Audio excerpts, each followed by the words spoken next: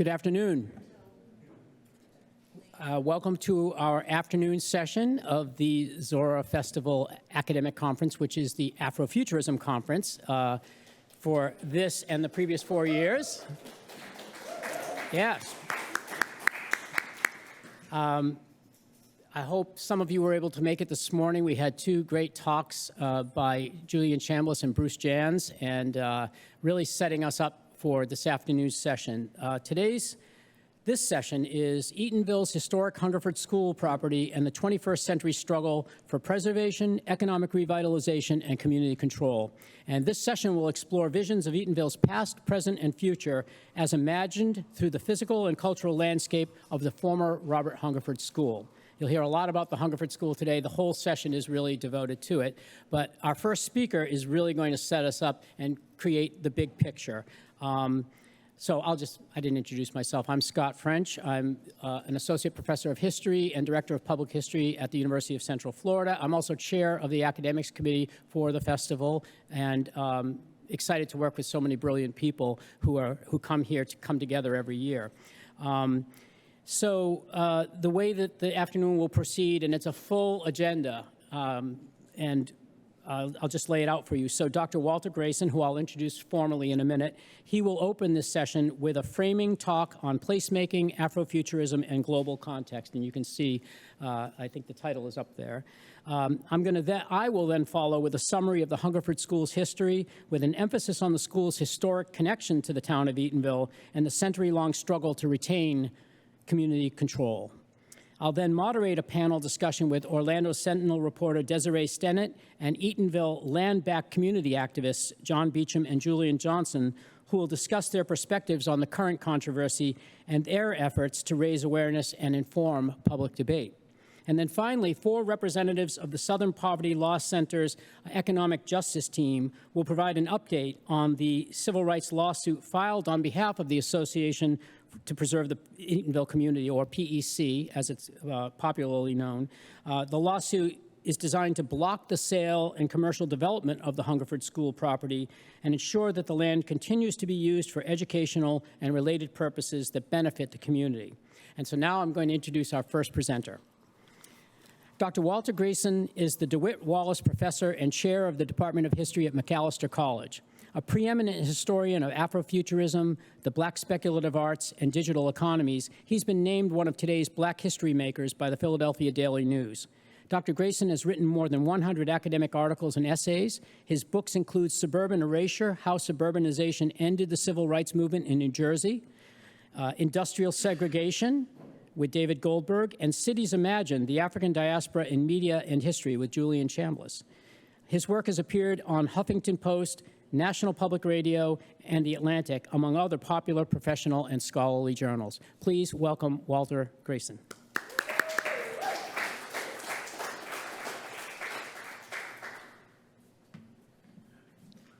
Thank you, Professor French. This is an extraordinary occasion. It is a great honor to be here with you all today. My goodness, it has been a lot of years coming down to Winter Park, Orlando, Rollins, UCF, and building this conversation. I do want to note off the bat that the entirety of this talk is available online for everyone's access at my website.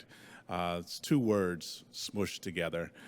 Genius, locus, an architectural term about the place where people gather to learn and grow. And so geniuslocus.com, you get to see all of the elements that went into this. To that end, I want to start with gratitude to my colleagues, Professor French and Professor Chambliss, the entire academic conference team, and the Zora Neale Hurston Festival's network of champions, led by NY Nathiri. Thank you for the opportunity to share these words in the final year of the Afrofuturism Conference series. I have to take a moment to dedicate this presentation to the memory of my brother in this work, Angel David Nieves, who passed away suddenly and unexpectedly last month. None of us would be where we are today without his constant contributions to this mission over the last 20 years. We have come a very long way in a very short period of time. In 2018, Marvel Studios' film Black Panther brought the aesthetics of Afrofuturism to the world. 10 years previous, in 2008, no one had heard the phrase Black Lives Matter. And 20 years earlier, in 1998, Octavia Butler had just published her book, Parable of the Talents, where she predicted a white Christian nationalist government in the remnants of North America. I'm here today to share with you a very specific comparative timeline of African American placemaking, a series of arguments based in a collection of primary source documents and an award-winning historical scholarship that made this leap in the understanding of Black speculative design possible over the last 5 years. But I have to start with a brief aside.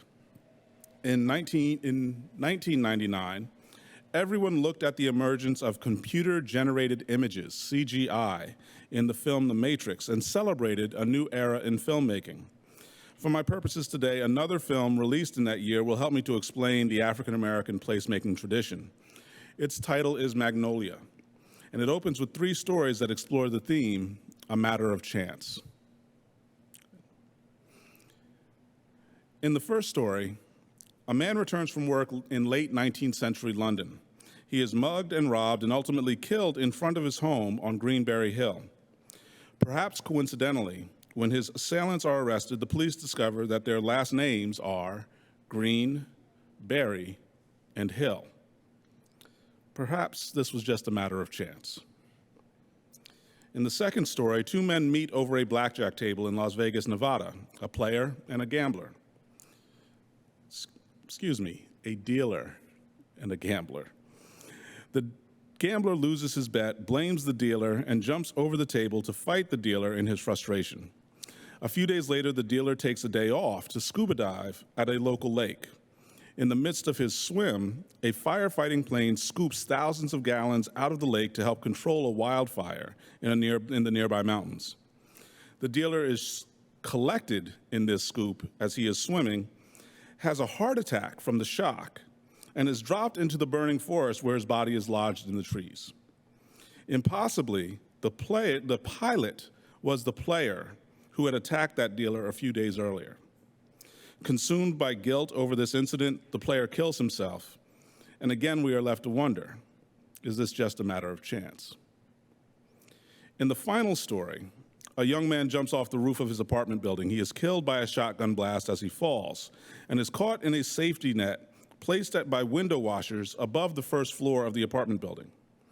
Here, the irony is that the young man is the child of the elderly couple that lived in the apartment where the shotgun blast originated.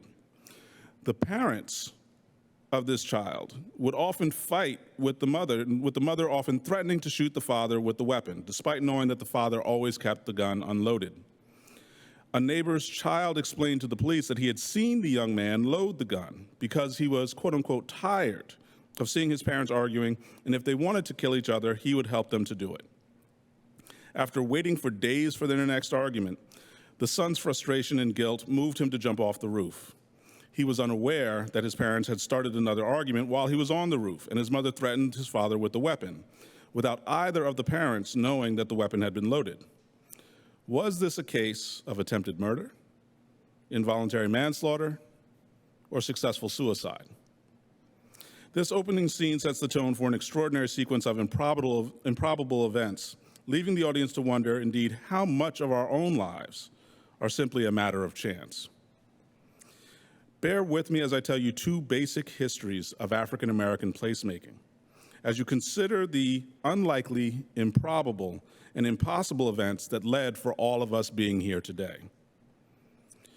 To start, hold in your mind the evolution of social media over the last decade. MySpace shaped social interactions at the start of the 21st century. Facebook emerged and solidified its platform by 2007. Twitter became the leading platform for media and journalism by 2010.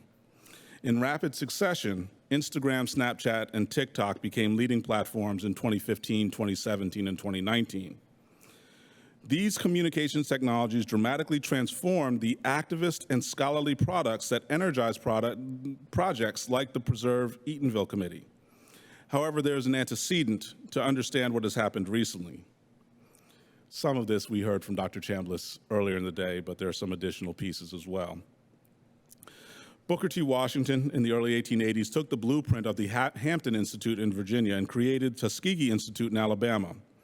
This organization relied on networks of black churches to share the vision of racial uplift, extending generations of abolitionist work that inspired new leaders to challenge the emerging restrictions of Jim Crow across the United States before the Plessy versus Ferguson decision in 1896.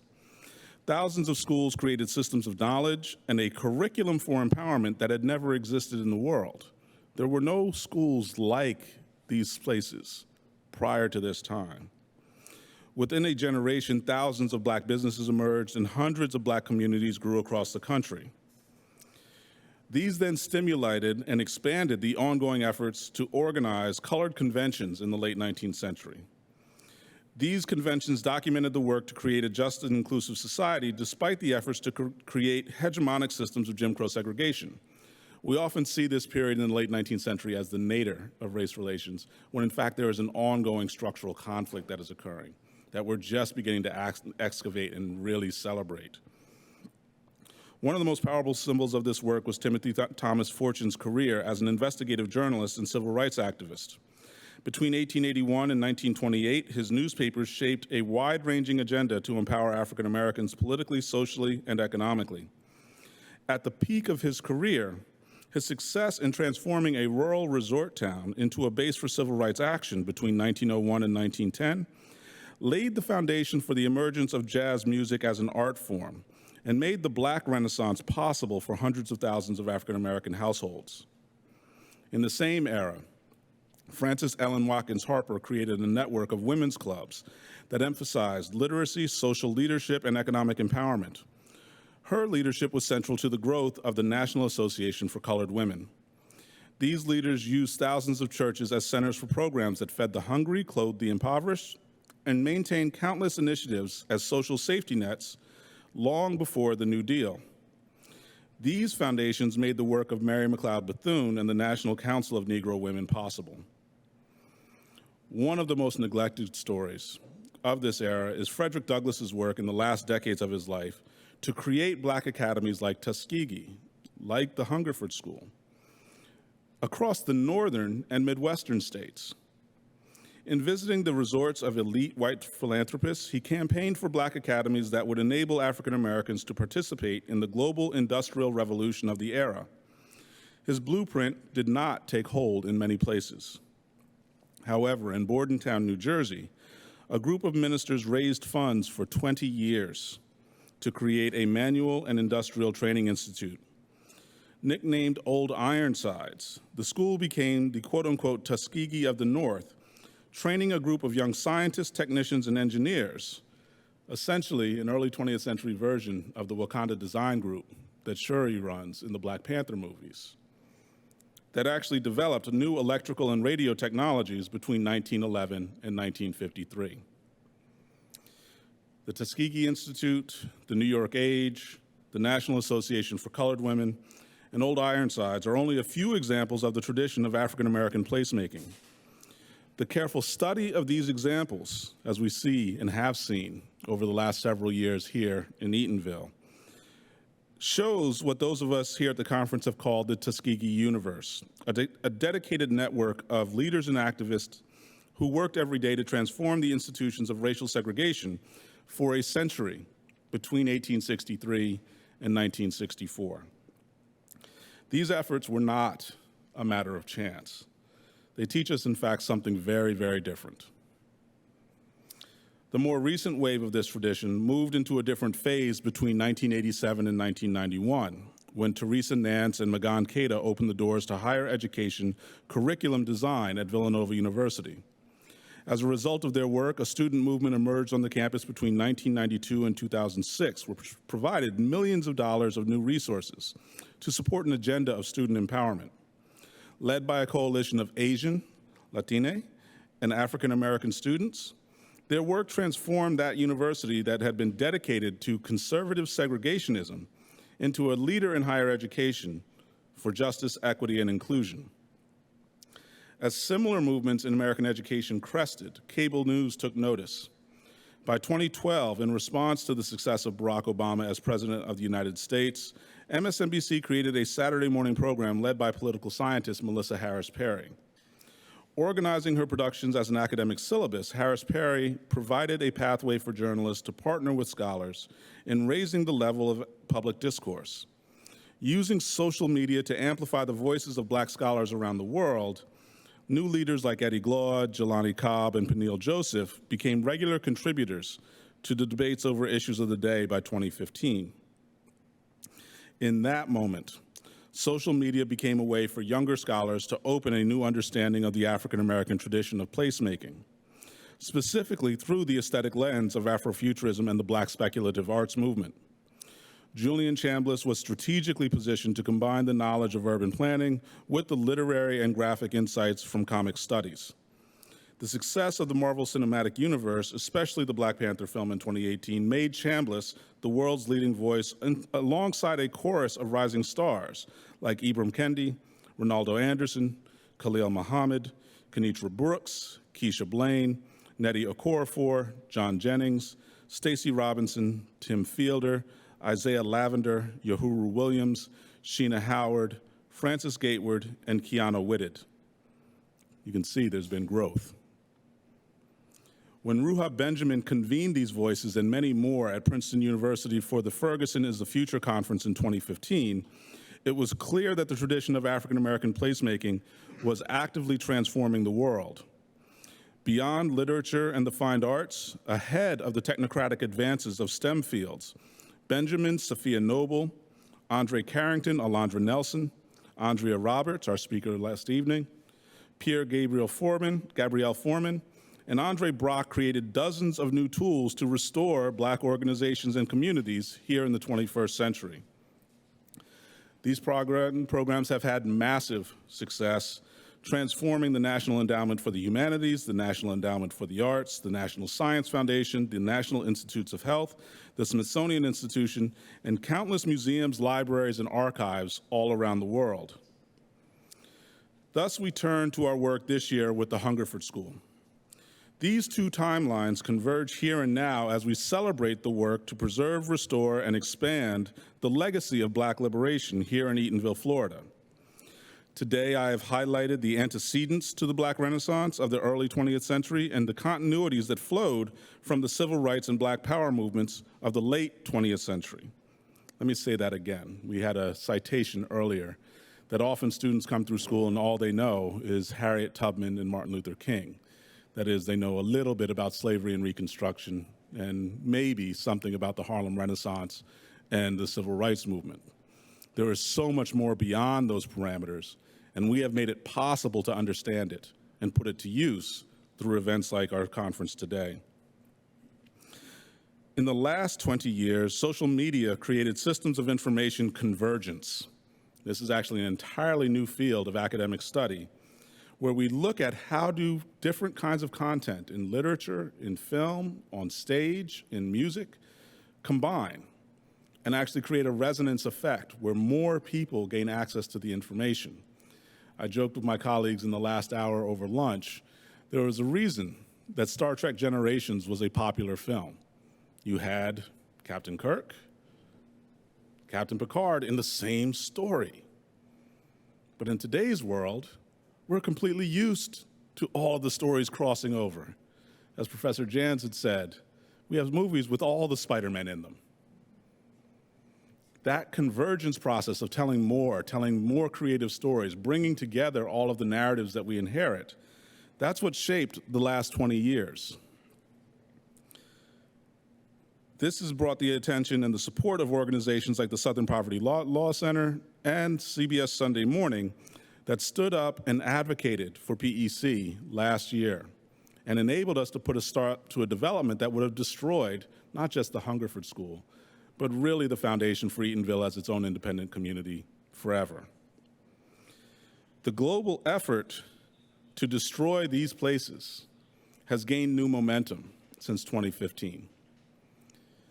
Whether we look at Brexit or MAGA or Putin's war on Ukraine or the ongoing crisis in the Middle East, these are all attacks on freedom everywhere to create a form of what I call counter-convergence. So where convergence allows coordination of messages and the amplification of new voices, counter-convergence limits the number of voices and then uses all the tools to amplify a smaller set of narratives. This effort to limit justice and equality for all people took the shape of the attacks on critical race theory from 2021 to 2023. More than anything, the last 2 years, I've traveled from state to state and city to city, giving people tools to allow for academic freedom, to prevent book bans. This year, it's shifted into an attack on diversity, equity, and inclusion, in this effort to say that there is no need to recognize discrimination in our organizations, in our institutions. It's the attack on and the abolition of affirmative action. It is the abolition of Roe versus Wade. The preservation of the Hungerford School and really all of Eatonville is a turning point toward a brighter day for all people. It is the accomplishment of Dr. King's vision of the beloved community made manifest in all of you sitting here in this room right now. We would have all been criminals and fired, jailed, driven from our communities just for having this conversation 50 years ago. In the 19th century, in the 20th century, in the 21st century, the African American tradition of placemaking has never been a matter of chance. It is a constant effort to sacrifice, to connect, and to build together as leaders, activists, and scholars that make the restoration of our homes, our businesses, and our communities, and our institutions not just possible, but real. Thank you for joining us today, joining me and the entire team in this mission for the last decade. We have opportunities that were undreamt of a century and a half ago, really that were undreamt of 6 years ago. And this is a special time to take advantage of all of it. Questions, comments?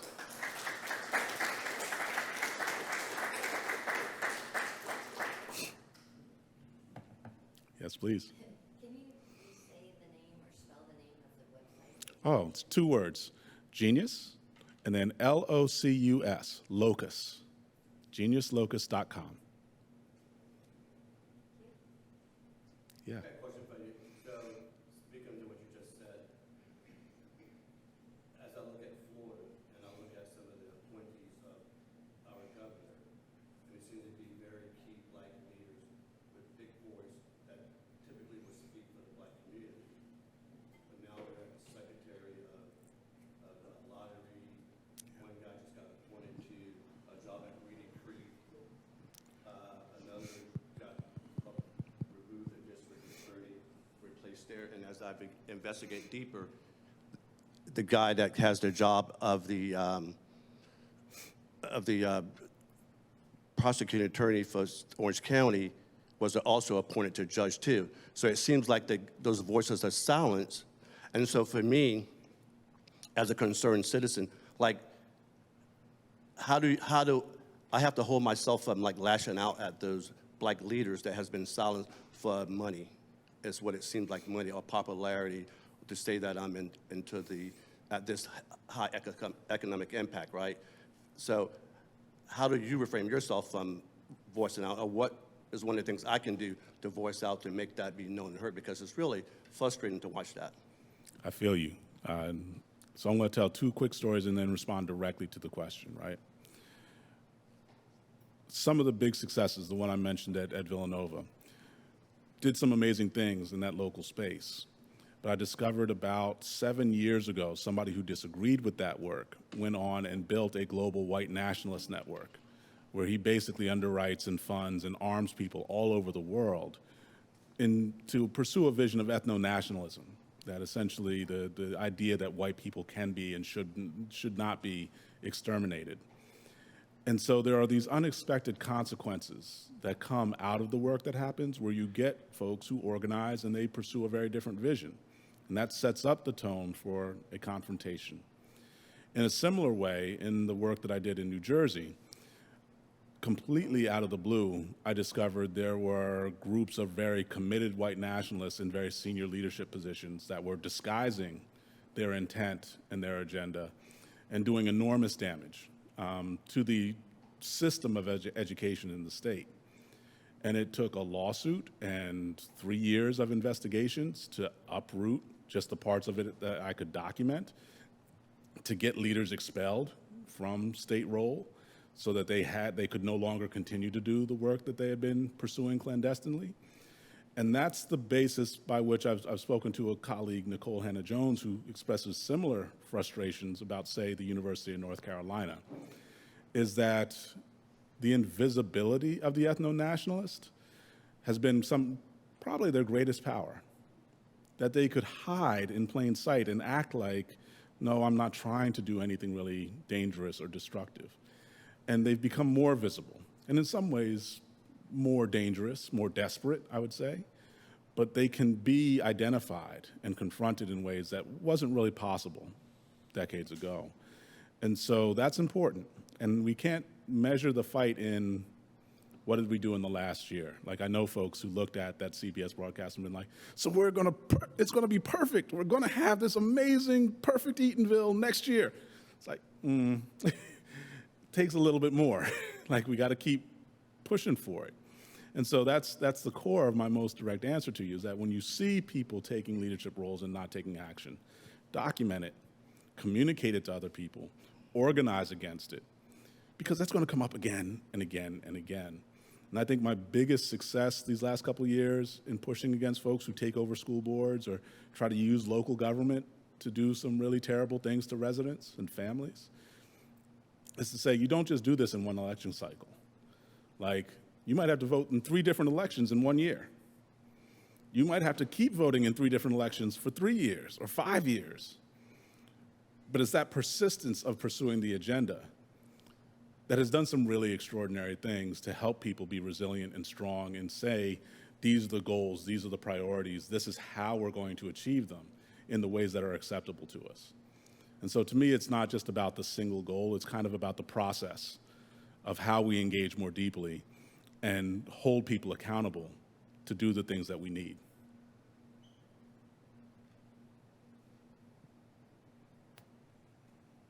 I know I got a couple more minutes. Yes, please.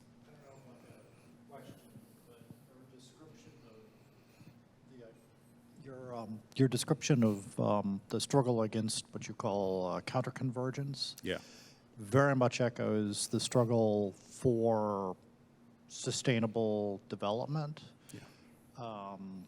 Much greenwashing, many great promises. Oh, this resort hotel is going to be the greenest resort hotel ever. It's going to have a 0 carbon footprint. None of that's true. Yeah. And so how do you break through that noise and create something meaningful and lasting is really the question. I don't know what the answer is. Yeah, so I'm a weird example to come out with that. So I've had enormous success. And it's really the reason why I talked a lot about social media in this particular presentation, is that even in the wake of the way Mark Zuckerberg and Elon Musk have changed algorithms to close down local people who don't have big follower counts from being able to influence public debate, there are still folks who can amplify and get voices out there that would otherwise not be heard. And so we haven't lost that capacity entirely. In 2017, after the Unite the Right rally, I wrote a series of tweets that ended up going to like 4 billion different users. And this was not me writing an op-ed for the New York Times. This was not me publishing a best-selling book. But it spun out into all those outcomes afterwards. And so when we're doing quality podcasts or website design, there are ways we can use communication technologies to amplify the content that we want to distribute. And I'll be very frank, my college, we fought for 4 years to get to reward people for doing that kind of work. Most schools don't. That's not part of what you're supposed to try and accomplish as an educator. But that's changing. And I'm hoping it'll change more in the short term because it has a disproportionate impact. And so I can't emphasize enough to everybody, here and online, how important your voices are that speak, because there will people who hear you. They might not agree with every single point, but they'll take encouragement and strength from the fact that you were heard to speak on their own terms and to bring us to a new place together. And so, yeah, I would say that is the one thing that's biggest to me about convergence, is that none of us is going to dictate all of the potential outcomes. And all those people I mentioned who took inspiration from each other, they weren't all following the exact same agenda.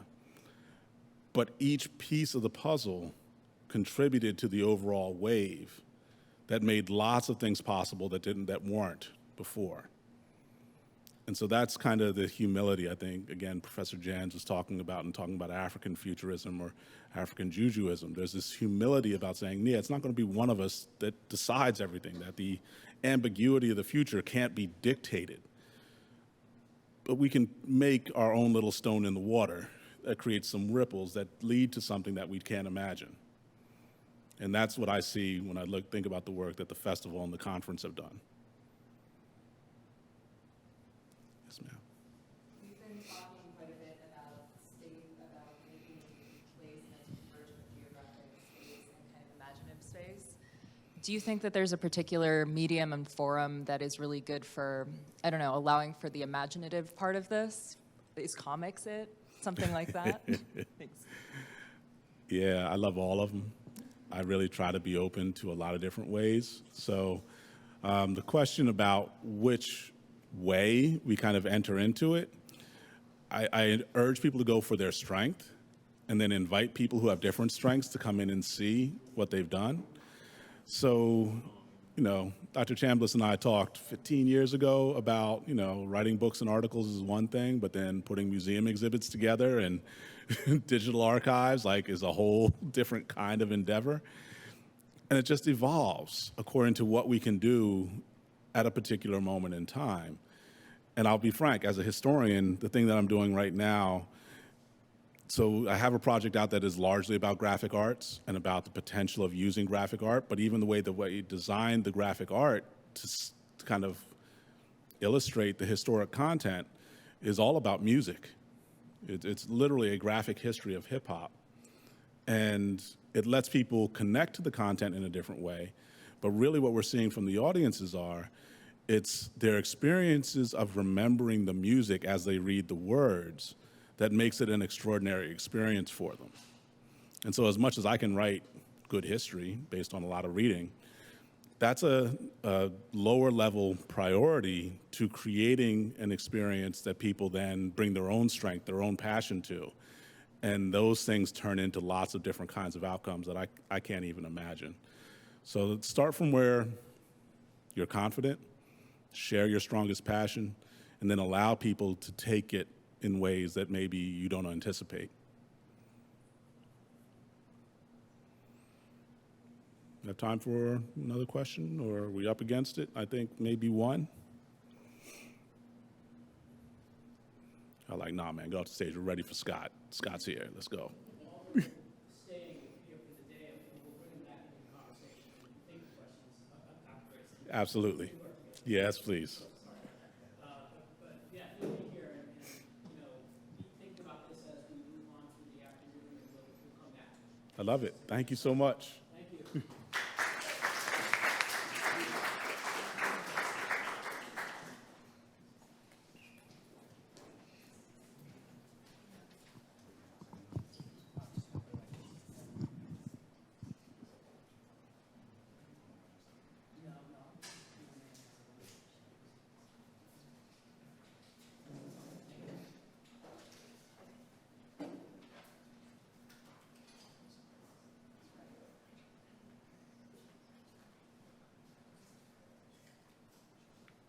Okay.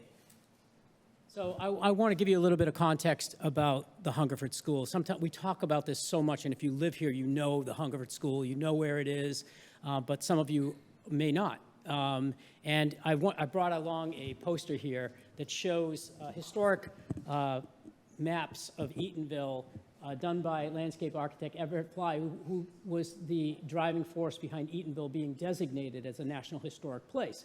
And on these maps, you can see the Hungerford School property. You can see, but it's huge. I mean, when we are talking historically about a 300-acre property that was bigger than the town of Eatonville itself. And what we're talking about now in the 21st century, in 2024, is 100 acres of that property, the remaining 100 acres. If you drive down Kennedy Boulevard and just past the public library, on your left, there's a chain link fence around it. And you might see John Beacham climbing that fence on occasion. I've seen it. I have pictures of it. Doesn't matter. No one's fencing him out. That is the property we're talking about. What is the future of that property? The Orange County Public Schools acquired that property in the 1950s, used it as a public school for many decades, and then it took on a number of forms. I'm going to give you a little more on that later, but ultimately decided to close it as a school space, demolished the school buildings, and then put it up for sale. And at that point, at some point, the restriction on it as being for educational uses was removed, and it was going basically to the highest bidder. The people of Eatonville, and we'll talk about more about how they organized themselves. I've asked John Beacham to join me and Julian Johnson, and I'll tell you more about that grassroots movement later, but I want to do a little bit of the history of the school, because the county schools basically took the position that Eatonville had no say in that property. That property had been transferred by the trustees of the school in the 1950s to the county. And legally, Eatonville had no say in it. This, if you attended Andrea Roberts' talk last night, she talked about legal boundaries, right? And then sort of other kinds of boundaries. I want to sort of break down that idea of, you know, whose property is it? And the talk I'm about to give really looks at this question of what is the relationship, what historically was the relationship between the Robert Hungerford School and the town of Eatonville, the people of Eatonville? What connection was there historically? Can we document that? And I've spent the last year, along with students in my digital history classes, exploring that question, trying to find every piece of evidence that we could find to get at that question of whose property is it? Who has a stake in it? Who are the stakeholders? And what is that historical relationship? So that's what I'm going to get at today. And I'll do my best. I've got a little clicker here. I might have to look behind me sometimes because I'm going to have to reference my own slides here. I just want to start here with N.Y. Nathiri. She is the executive director of the Association to Preserve Eatonville, and who runs this festival. And she has a book from 1991 in which she talks about Hungerford. Hungerford was a way of life, a shared ideal. The school was a shared community experience, and its society helped to bind even closer an already tight-knit community. Hungerford School was more, however, than a training ground for life. The school represented Eatonville's collective priorities and how to provide for future generations. The people of Eatonville knew that the Hungerford School was very important. Many of the town's adults had not had formal training, but as a community, it was their intention that the town's children always get a good education. Now, this was written in 1991, long before there was a controversy over the property. This is not something concocted after the fact. This is coming out of Dr. Nathiri's lived experience. And I'd just like to start with that. Normally when I give this talk, I sort of give the backstory of Eatonville. We're going to dispense with that because I think Julian Chambliss this morning gave a great sort of backstory to that. And our presentations are being recorded, so if you missed it this morning, we'll make sure you can see it later. I really just want to sort of talk about the creation of the Hungerford School after the founding of Eatonville in 1887. So August 18th, 1887, that's Founders Day. That's the day that 27 African-American men signed the town charter and elected their own government. It's self-governance, African-American self-governance. And this was a big deal. This story went viral. We talk about communication networks in the 19th century newspapers. And this is one of many articles that went out. This was in the local scrapbook, so it was from it could have even been from the Winter Park newspaper, Winter Park Advocate. But this story of Eatonville's founding, this remarkable, formal, official incorporation of an all-black township became big news. And among the people who heard the story were Russell and Mary Calhoun in Tuskegee. They were both students there. Between them, they attended across 9 years. They were fully immersed in Booker T. Washington's philosophy of self-help and as Julian talked about this morning as well, and more a whole sort of economic model, and they were setting off into the world, right? They're trained at Tuskegee together. They are assigned, at first they think they're going to South Carolina, but their job falls through. They come to Florida, they take their exams, and they are assigned to Eatonville. And they were very excited to be here. This meant a lot to be here. They knew the story of Eatonville. In fact, Russell Calhoun writes a whole article on black towns at some point and talks about how important that was and why it made this place such an ideal place to establish a mini Tuskegee, a school on a smaller model, the same ideals.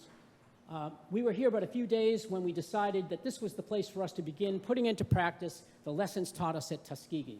We felt that we wanted to do something toward helping our people, and we decided to cast our lot permanently at Eatonville. So I just immediately, the founders connected themselves to Eatonville. That's a connection that's very important. Now, although Russell Calhoun was hired as the principal of the public school here in Eatonville, he had a vision of a private boarding school on that Tuskegee model. And he pointed out, he knew the statistics. There are more than 4,000 Negroes in the county, Orange County, and over 40,000 south of us to the Key West, and not another school of its kind for colored boys and girls. There were no high schools for African Americans of that day in this anywhere near here. We must face these facts and ask the good friends, both north and south, to change the condition of things. So that's the case being made. Why do we need it? There is no school like this in this area. Okay, first they set out to build community support. They began modeling, the Calhouns began modeling Tuskegee's self-help principles and, quote, lessons in economy for the benefit of all Eatonville residents, not just those enrolled as public school students. This was a community venture. And they talk about how they went out with the school children and they cleaned the streets of tin cans and rubbish. They also put into practice what they saw. They wanted to embody the principles of Tuskegee. We felt that if we would properly impress the lessons most needed, we should own a home, a cow, some chickens, a horse, and a garden. And we felt, this is Calhoun, Russell Calhoun, we felt that there should be tangible ownership on the part of the people of some of these things at any rate. So ownership of property was very important to them, and they set out to own property themselves and model that. And so they set out, they said, we wanted to teach the people by example.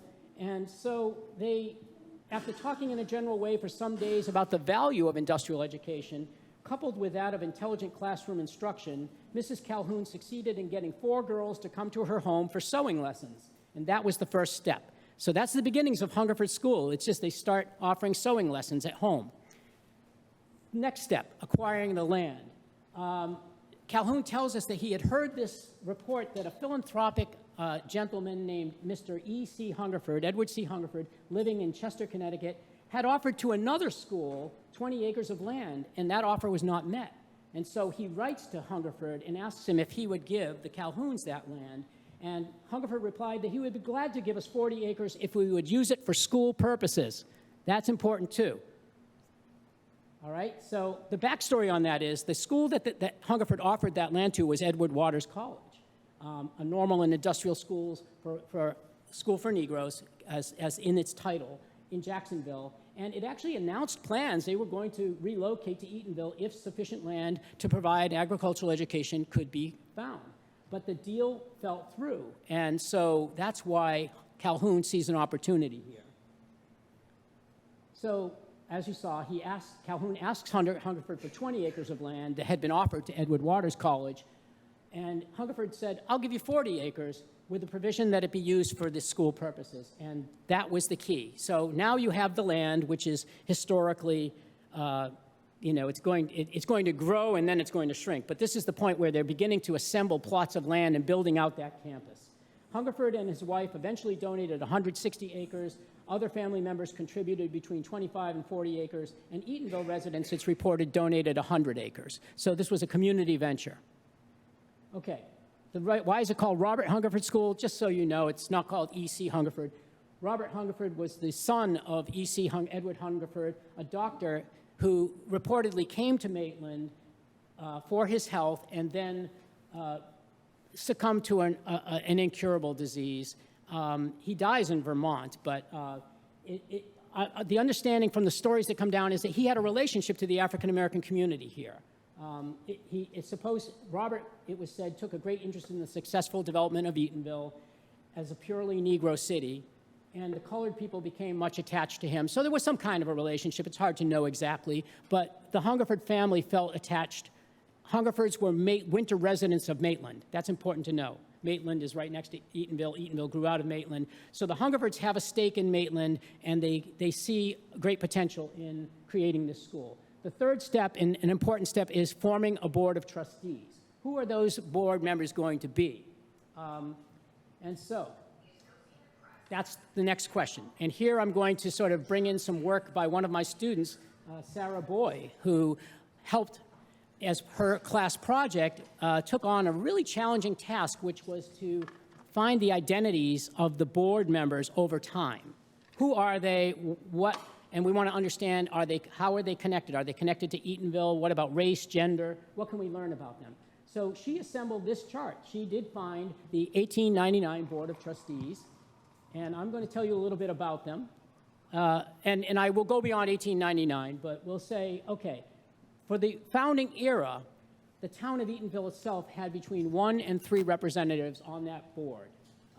Mayor Samuel Mosley and the former mayor and town founder Joseph Clark, they each served as founding board members. Reverend John Hurston, Zora Neale Hurston's father, he served between 1901 and 1904 while Zora was attending there.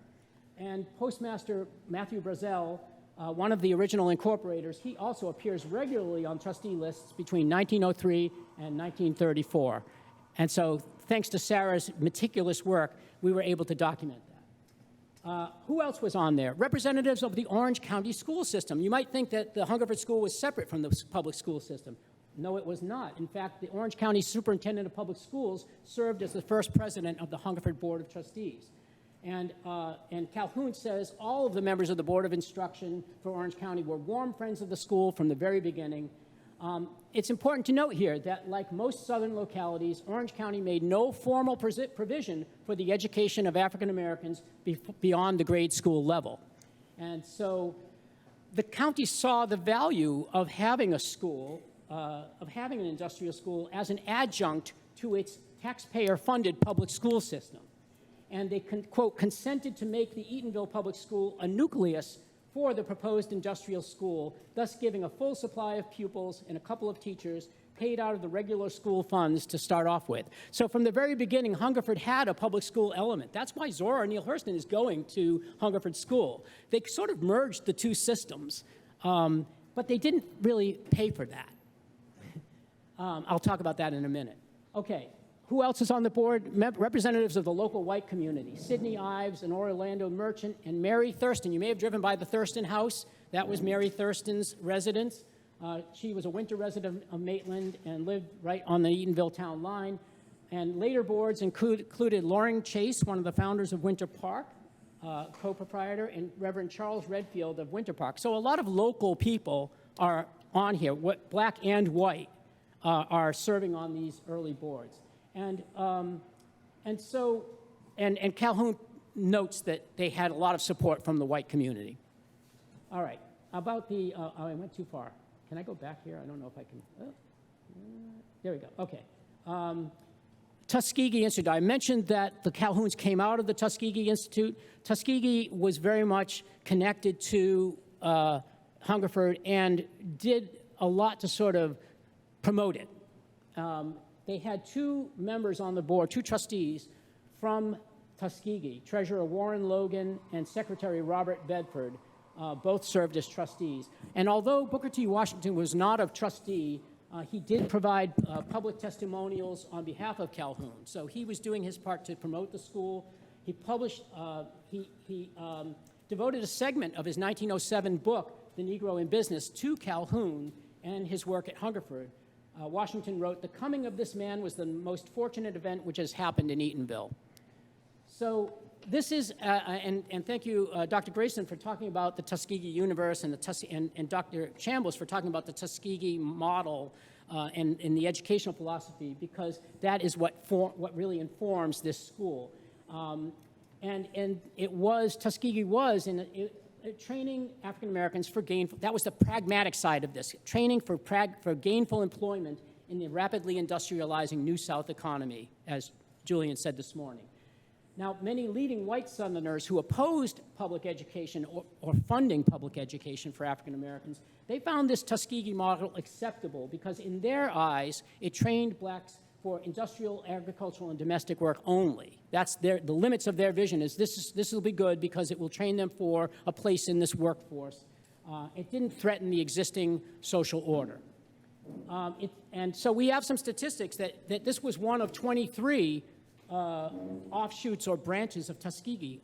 In a newspaper article, and I don't remember the date of this, I have this, but it was one of 23 industrial schools founded by graduates and former students of Tuskegee, and we've described it as a kind of mini Tuskegee, a modern day, as Dr. Greason said, part of this Tuskegee universe.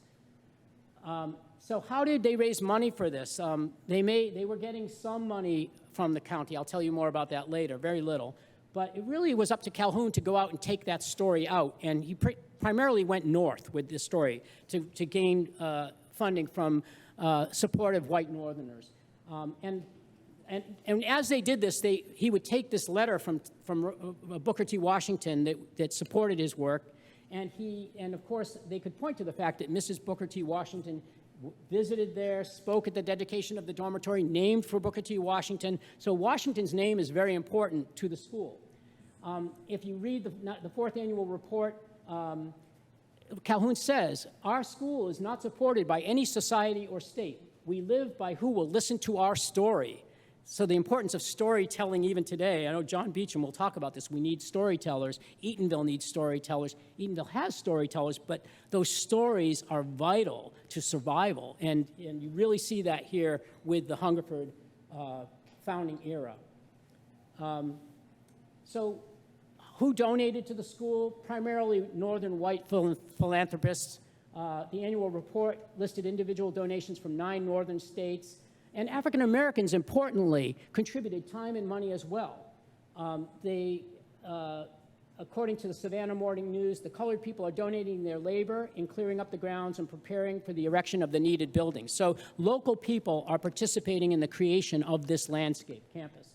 And we also see references to Eatonville residents Joe Clark and Samuel Mosley and the AME Church of Daytona and the Colored Baptist Church of Daytona as donors to the Hungerford School. And Calhoun wrote in his autobiographical sketch, which you can just Google and you'll find it's really fascinating. The colored people have had little to give in cash, but have been the most liberal in their contributions of labor. They have been willing to help themselves. So you hear that self-help philosophy. This was the curriculum of the kind of industrial school curriculum, which you can see is very gendered. But Calhoun took pains to emphasize, we give no industry at the expense of literary work. The academic department covers a useful course of the English branches. And in fact, he talks here too about this influence extending beyond the school, the moral, religious, industrial, and financial influence of the school upon the community, as well as upon the students who attend, has grown steadily. So he sees the mission of the school not just for those students, but the community as well. This is a beautiful picture of the Hungerford School Quartet, and they would often go out and perform. This was part of the outreach to raise money. This is a picture of Booker T. Washington Hall and some of the students, Professor Calhoun in the front. Here's the sewing room, blacksmith and wagon shop, teaching farming. There were stories in the media about it. Here we can see by 1905 it had grown to 280 acres, and it grows to about 300 at its largest. And it had 8 buildings, 2 dormitories, shops, a barn, and a dining room. And interestingly, the students ranged in age from 8 to 37 years old. I think it would be an assumption that we're talking about young people, but because it's a private boarding school and not all of those students are a part of the public school system, in fact, many are not, it attracted students of all ages, or learners, lifelong learners, people who wanted to go back and get that education that perhaps they'd been denied earlier. Zora Neale Hurston writes about the Hungerford School, so I'm not going to read all this, but she talks about how white people would often come through and sort of look at this Negro school, something strange to them. And while they were always sympathetic and they were sympathetic and kind, curiosity was there as well. They just simply wanted to see what's this all about. And in fact, they would be welcomed in because Calhoun saw this as an opportunity to make connections, right? Potential supporters. And Zora goes into beautiful detail about what that felt like when they all had to sort of turn their attentions to the white guests who came through. And I won't go into this, but she sort of talks about the lessons that were being taught on that day, and they were supposed to recite. This was her 5th grade reading class, and she stood up, and the story that they were reading was the story of Pluto and Persephone, and she talks about that reading and what came out of that. I won't give it all away. Read Dust Tracks on a Road, and you'll kind of get a glimpse of the Hungerford School from the inside through Zora Neale Hurston's eyes. Okay, 1910, a major change. Russell Calhoun dies, and that's really a transformative moment in the history of the school because he had been so effective as its spokesman and its fundraiser. Mary Calhoun takes over as principal, but it starts to change. The makeup of the board starts to change. There are changes in the incorporation of they incorporate. That's going to become a legal problem later, the way they do that. But there's efforts to keep it alive. Booker T. Washington himself visits Hungerford School in 1912. Huge crowds come here. Several thousand colored people, a number of white people who, quote, make their winter homes here, attended this momentous occasion. It was part of Booker T. Washington's Southern tour. You get glimpses in items about sort of, what did Hungerford look like in any given year? This is a breakdown by 1 year. This is where I want to get to. Every year, and I know Julian Chambliss and I have talked a lot about this, and we were both very much impressed by this idea of the annual farmers' conferences that were held at the Hungerford School. This was a really, and one of my students, Connor McGowan, took that up as a research project and found as many references as he could and documented all of the farmers' conferences he could. This was an article that I found in a kind of an out-of-the-way database of newspapers, not newspapers.com, but I love this one because it refers to Hungerford as the People's University. And you heard that Calhoun's always talking about that influence beyond the school. And these conferences really express that. They were modeled after the Tuskegee Farmers Conferences that began in 1892. These were 2-day programs where they open up the Hungerford campus to all, and they feature presentations on all kinds of topics. So it's like an extension service, really. This is the People's University, a correspondent for the Springfield Republican wrote. Parents and grown-up sons and daughters too old to enter regularly into school come from far and near and live at the school for 2 days, themselves and their mules. Teachers and students constitute the faculty. There's a sharing of all this that they know. And everyone, from the principal to the youngest student, is expected to render some service to the visitors, if only to show a pleasant face and good manners. The farmers tell the story of land getting, improving homes, churches, and schools. Successes and failures alike are freely recited, and out of these varied experiences, all are instructed, warned, or inspired. In the 8 years the conference has been in operation, many have bought homes, improved their schools and churches, and sent their children away to learn trades and to get education beyond that of their home schools. That's the impact of these annual 2-day events. The conference, as I said, sort of serves like it's an extension of the Hungerford mission to the community at large. And Hungerford is being sort of watched and assessed. There's a report by Thomas Jesse Jones who travels the South, but the country, and reports on what he finds, and it gets a favorable reading by Jones, who could be quite harsh, by the way, in his critique of some of the schools that were in operation at that time. But I thought this was interesting. You can see for Orange County, the comparative. Teacher salaries in the public schools, 1910 to 11, for whites, $40,983, for Negroes, $6,977. I don't think that's average salary. I think that's the total salary. I have to think 40,000 in that day would have been. So that's the total amount spent on public school teachers. Teacher salaries per child, 6 to 14 in the county, $19 per child for whites, $4.53 for black students. And then percentage illiterate, 1910, 1.5 white, 19.6 Negro. So there's a great disparity both in the need and the investment. And Jones reports the sources of income for the school: general donations about 7,000, tuition and fees about 300, Orange County 175. That's all they were getting from the county, was $175. Okay, Booker T. Washington noted this, and I like to use this because I think Washington often gets a bad rap for saying, he ignored these things. He was quite vocal about this. He said, "There's sometimes talk about the inferiority of the Negro. In practice, however, the idea appears to be he is a sort of Superman. He is expected with about 1/5 of what the whites receive for their education to make as much progress as they are making.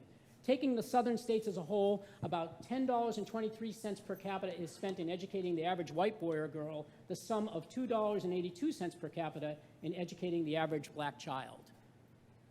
So and this was spoken. You know that Washington did not want to necessarily offend those people, but he was not afraid to say it. This is outrageous. Now, the school itself, Hungerford, struggled, and in the 1930s, in the era of the Great Depression, it really fell into real difficulties. And in fact, it led to the mortgaging of the property.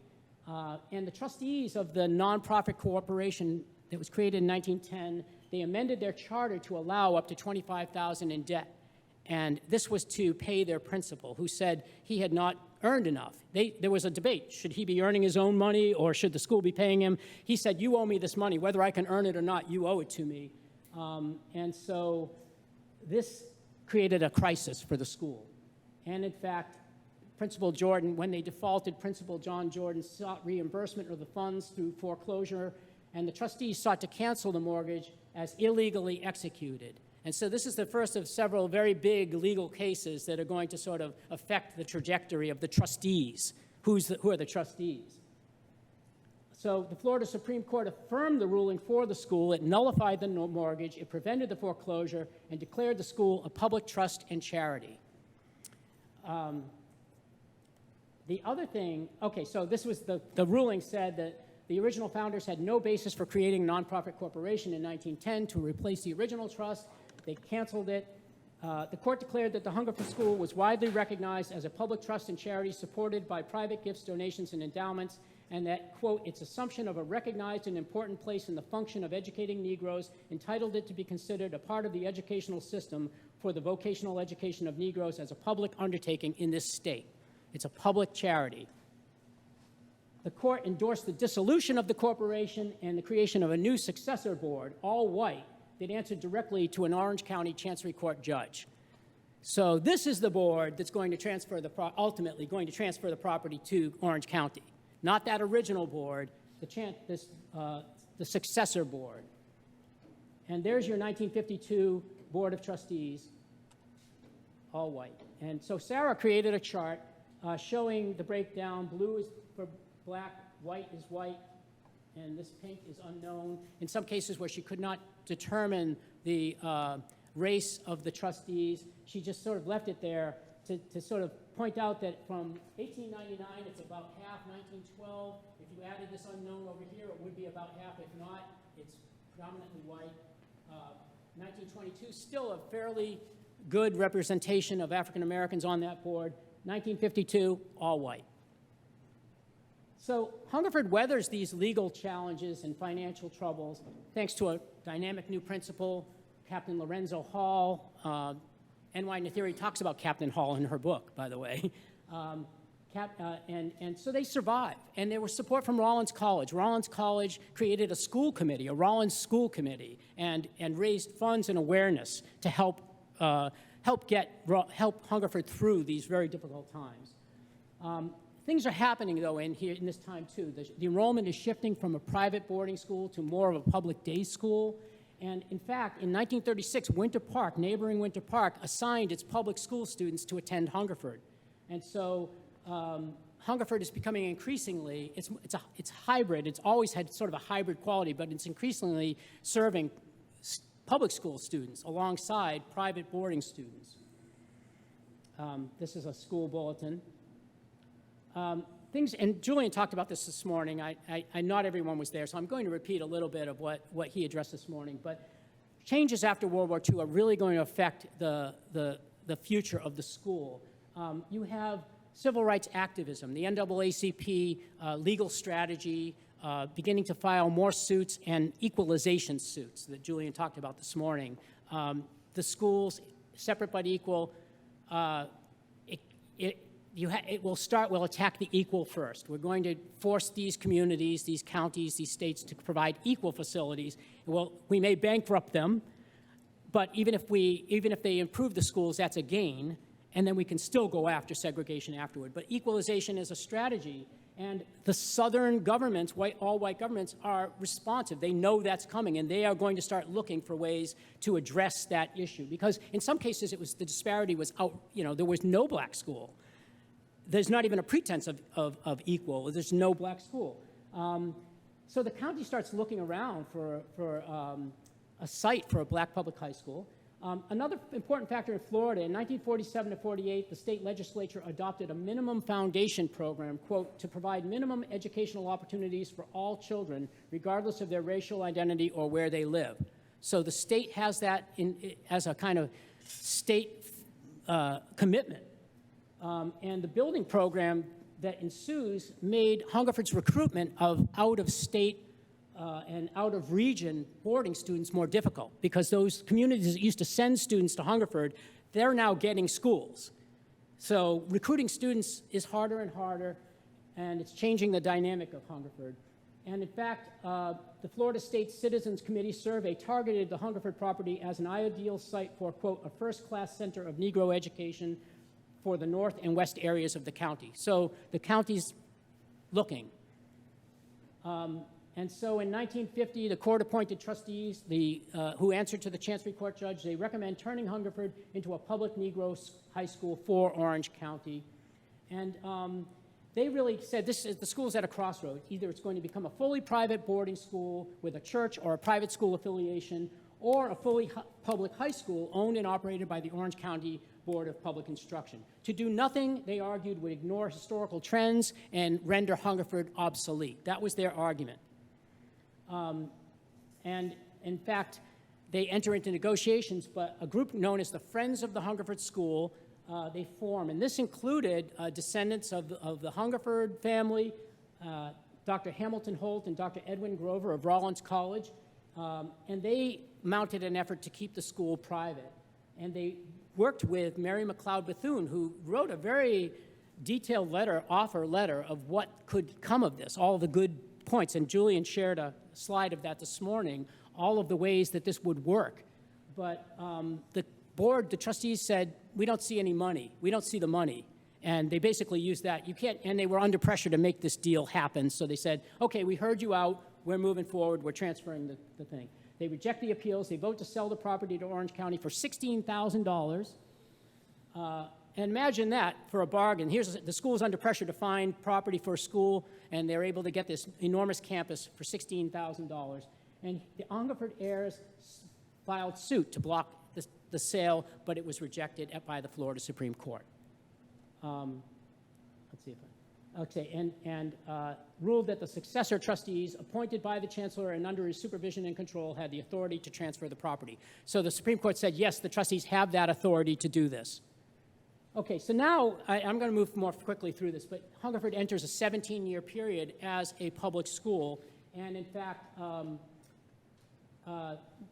this is a really important moment because in many ways the community became even more attached to the school as a public school. This is Julian's insight. I got to give him full props on this, and he writes about this in an article that we co-authored. We each took on a little piece of this and approached it, but it broadened and intensified the African-American community's attachment to the school as a cultural space that would prepare their children for free and equal citizenship in a desegregated post-Brown society, right? they did not see this necessarily as this is not the future, that this will remain a segregated school. It certainly had a core value as a black school, but it was not as if this was the end of the struggle for the people sending their children there, right? They do want to live in a desegregated society. This is a memory quilt from 1964, class of 64, designed and quilted by Mary Daniels. She is at the Hannibal Square Heritage Center. This is a beautiful way to tell the story. We, as a class, conducted a history harvest in conjunction with the Hannibal Square Heritage Center last fall, and this was a wonderful experience. We're going to do another one in collaboration with our partners here in Eatonville. We thought we were going to do it Saturday, but that's not going to happen. And so here's the new school. So that old campus is basically torn down. They build a new modern facility, and they say, the Sentinel tells us the school will be segregated in accordance with Florida state law, but the plans are complete. This is the new Hungerford School for Negroes. And then the Supreme Court ruling comes down, 1954, separate but equal is unconstitutional, ordering that public schools be desegregated with all deliberate speed. Here's what this is almost like a smoking gun for me, that the local white segregationists lauded black school integration, equalization. They thought that they had won this, they had sort of tricked this out, right? We got all these new schools built, and now we've basically, mollified the black parents, and they're not going to be pushing for integration. And they cite Hungerford. So they saw this as this was a shrewd investment, building these black schools.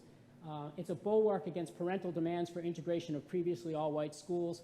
It will be a long time before we will have any change in Orange County, regardless of how the Supreme Court rules, local officials told Orlando Sentinel courthouse reporter Walter Jones in September 1954. They believe this because they will tell you with pride that school facilities for Negroes in Orange County are just as good and modern as those for white children.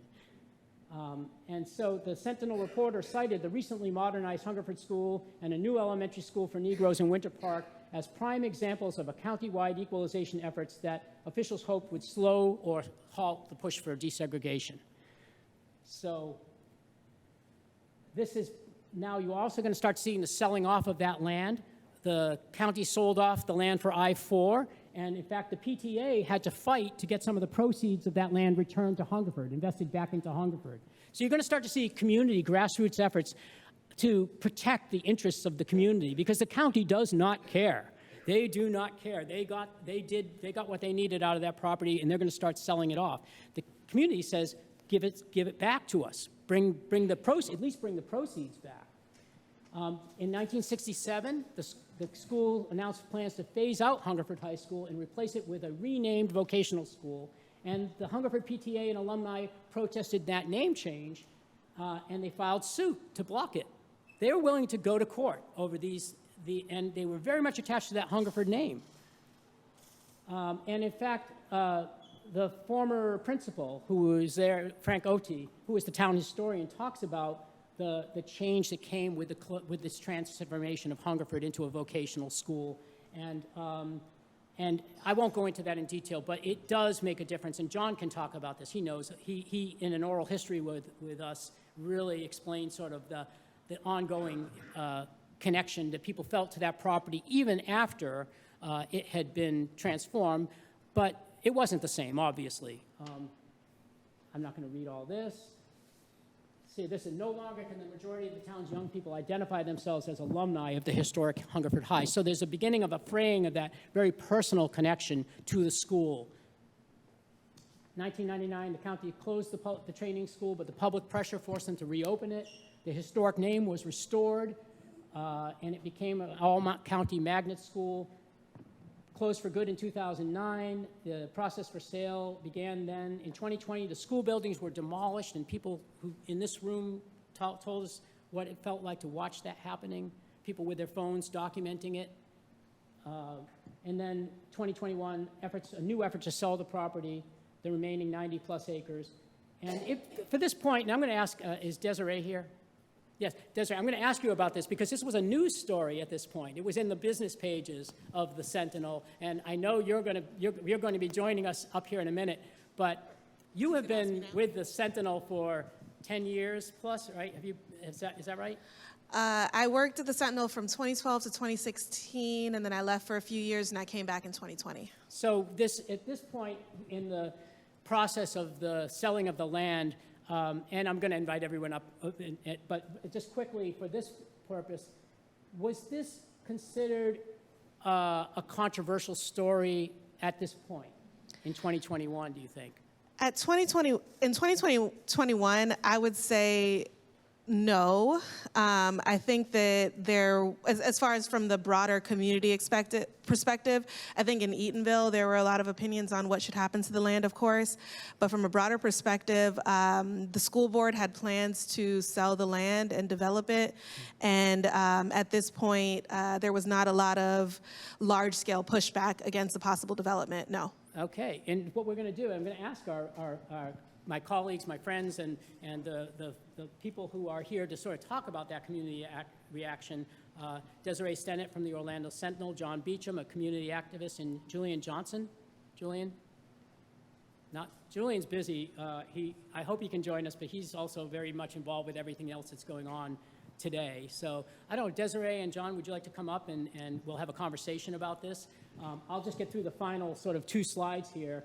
The deed restriction that required the use of the Hungerford property for educational purposes was lifted in 2022, and that really sort of cleared the way for the purchase and sale agreement, which still needed town approval because the developers wanted changes in the comprehensive plan. So if Julian were here and if he arrives, I'm going to ask him about that because Julian Johnson really zeroed in on that issue, that this is in the hands of the town council to decide.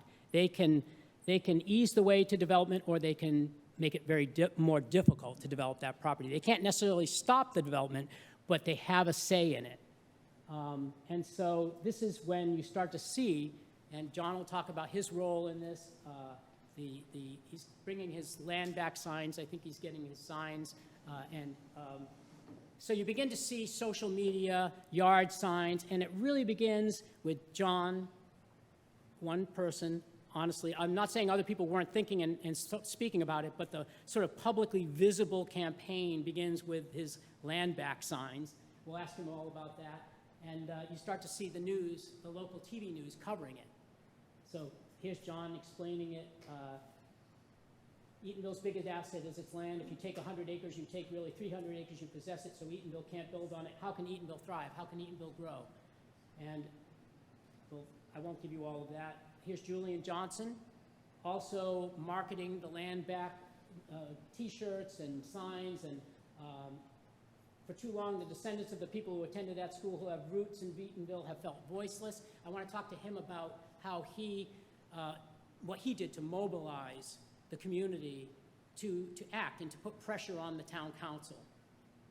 And I wanted to also point to Desiree's, and I'm going to introduce you formally right now, her news coverage, which has been so important to informing the public about what's going on. So these are our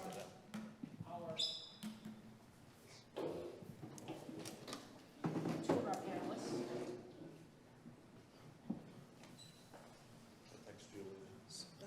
So we conceived of this as a conversation, and we're certainly going to open it up to you as well. I'll ask a few opening questions, but I want to introduce Desiree Stennett. She's a senior reporter at the Orlando Sentinel. Let me make sure this is on. Hello? Okay. Desiree writes about stories about how race and identity impact politics, criminal justice, and economics, housing, and other aspects of life. And in the past, she's covered breaking news, criminal justice, economic development, and business. She has a bachelor's degree in journalism from Florida A&M University. Welcome, Desiree. Thank you. And I want to introduce John Beacham.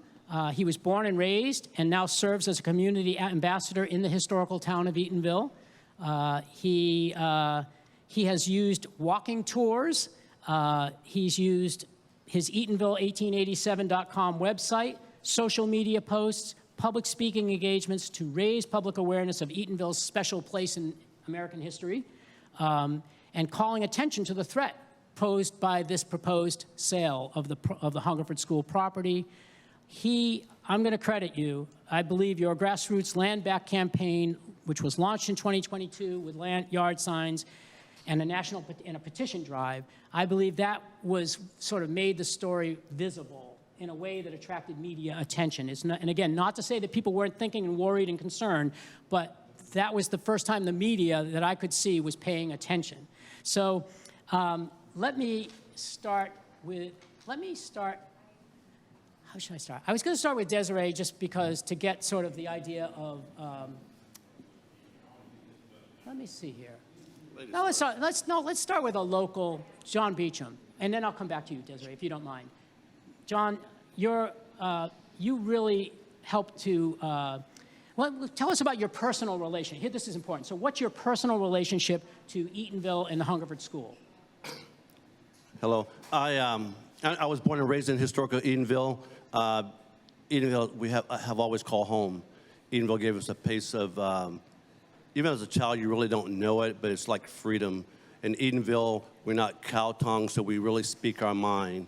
In Eatonville, when we walk down the street, as a young child, you see it on the evening news, the disparities and racial tensions. In Eatonville, when we walked down the street, we knew we were going to be facing another black. There was a freedom there. You know, not only did we know we was going to be facing another black, but in most cases, we knew the person, we knew their grandparents. We was like a family. It was a community, and it was just a safe place. You just didn't really worry about it. You know, when you listen to some of Zora's writing, as I began to get involved in some of Zora's writing, that feeling is still there. Those folklores, those stories that we tell about things that either mythological or just some few lies about what happened in the past, but it's still there. And so Eatonville has just always been a place that I called home, but more importantly, a place that all my friends call home. You know, Eatonville has several names when you live inside of Eatonville. Some of us call it the Ville. Some of us call Hooterville. We had a club called Club Eaton, and we call it Club Eaton University. Or we had a place called Rainbow, and at Rainbow was a nightclub during segregation that people from Polk County, Lake County, Daytona Beach, it doesn't really matter. They came there on Friday night because I never really knew, but it was just always packed. But it was because of the freedom. It was because of segregation. They knew when they got to Eatonville, they would have a wonderful time. You know, I could, as a child, I would hear my brother or my uncles or my cousins talking about, man, we juked all night long, boy. Them boys were juking. They were juking till 4 o'clock in the morning. And, you know, and so, like, when you think about the juke joints, you know, it was like a passageway. It was a safe place. You know, James Brown came to Eatonville when I was a child. There was Club Eaton. There was this bust, James Brown in the town, Minnie Riperton, all those stars. And when you hear about the book, the Green Book, and the hotel that you see today that looks run down to you, when I was a child, it was really a very nice place where people stayed and people visit. It was just everything. The Club Eden was not only was it a nightclub, but it was also a package store. So Eatonville is Eatonville is my hometown. Eatonville has a lot of freedom. Eatonville has more than that. Eatonville is a relationship town. You know, it was about family. It wasn't that my parents was my parents. My neighbors was my parents. You know, I'm doing a little writing now, and like my grandmother lived 5 minutes to the east, and my great-grandmother lived 5 miles to the west. You know, I could just walk there. And I was always near. I had 7 brothers and 2 sisters. I was always near family. So I really didn't have those fears. So today, if I speak and I seem kind of out, you know, sound kind of like really just coming from the heart, it's all because of Eatonville. We just don't have that fear. My mom used to tell me back in the day, one thing she said to me all the time, she said, John Beacham, look him in the eyes. Look him in the eyes, John Beacham, and tell him how you feel. She said, John Beacham, every morning you're a man of skunk. You're a man of dignity. You're a man of valor. Every morning we walk out of the house, that woman was preaching to us and shooting that wisdom so hard and so clear. As a child, watching JFK assassination and his funeral all day long, crying like a little baby, watching MLK, watching Robert Kennedy, hearing a man named Marvin Gaye saying, tell me what's going on. Don't punish me with brutality. Talk to me. Tell me what's going on. And now, as I begin to come here today, I still see that as much as things change, things are still the same. Thanks, John. I'm going to introduce our third panelist, Julian Johnson, who's been working on the other aspects of this festival and is doing it all right now. He is a founder of 1887 First, a community organization in Eatonville focused on local development and preservation. He's active in advocating for economic empowerment, educational opportunities, and the advancement of the Black community. A leading advocate for the LandBack movement, Mr. Johnson and his digital team, media team have mobilized citizen participation in public meetings and contributed to public awareness through social media, informational flyers, branded merch, and the 1887first.com website. So welcome, Julian Johnson. So welcome to all three of our panelists. And I've introduced John Beacham and Desiree Stennett as well. And I was just sort of getting established with the idea of your attachment to Eatonville. What is each of you has a connection to Eatonville, either personally or professionally. And Julian, what's your connection to Eatonville? So my connection here is, well, really is home, honestly. I grew up here. For me, myself, I'm a first generation Eatonvillian. And, you know, I had my first job here at the pool. So I worked the pool right down the street. So if you go down this street right here, you'll see the community pool. They're working on it, so it's going to be open this summer. I had my first job there, and, you know, this community has raised me, right? Like, I remember being in the streets, you know, playing from sun up to sundown every single day, you feel me? Like that, that's just been my, it's been home to me since I was a little kid. And I think for me, Eatonville is like that place, like Zora says, like, you know, it's the folklore village, you know what I mean? Like, it's so many talented individuals that come out of this community, so many high achievers. And, you know, I grew up with former Green Bay Packer, Clinton Dix. He lived right behind me. So, you know, we grew up together, and, you know, there's people who made it to high levels here from Eatonville.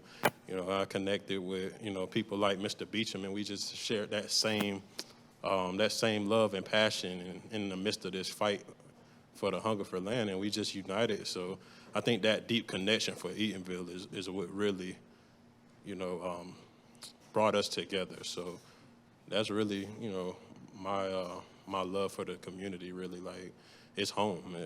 I don't know how else to put it in any other words. Great. So we've heard from two people who have a very personal connection. And Desiree, yours is a professional, at least from the beginning. You're as a reporter for the Orlando Sentinel. What is your connection and involvement with Eatonville and the Hungerford story? The very first story that I wrote about this was in December 2022. And at that time, I'd honestly have to check the archives to see if I'd ever written anything about Eatonville before. No, I'd written one story about the pool being closed, and that was it before then. And when we got an email about the issues about the land, like you showed, the Sentinel had not written a lot about the land at that point. And in the stories that were written, it was really from a business standpoint, not a standpoint of the emotions that the town was feeling. So I will say I went into it, I think, a bit naive, thinking that it was just going to be a standard story about a potential development that the people who lived in the area didn't approve of. And as journalists, we write those kinds of stories all the time. But with that very first story, it became clear quite quickly that this would be more than that, though I'll say I didn't expect it to define so much of my year last year. But I think in the very first story, I met Julian pretty early on, And as we were talking, I asked him about the school board that owned the land. And I want to say the quote was something where you said the school board was the enemy at that point. And then, which surprised me, because again, I thought this was just going to be a standard story. And of course, we reached out to the school board, and their response couldn't have been more different. They felt that they had no real role in this at all, and that they were just there to sign some paperwork and sell some land, and that was it. And after that first story, it became clear that this was going to be a story that we would revisit over and over again, which is what happened.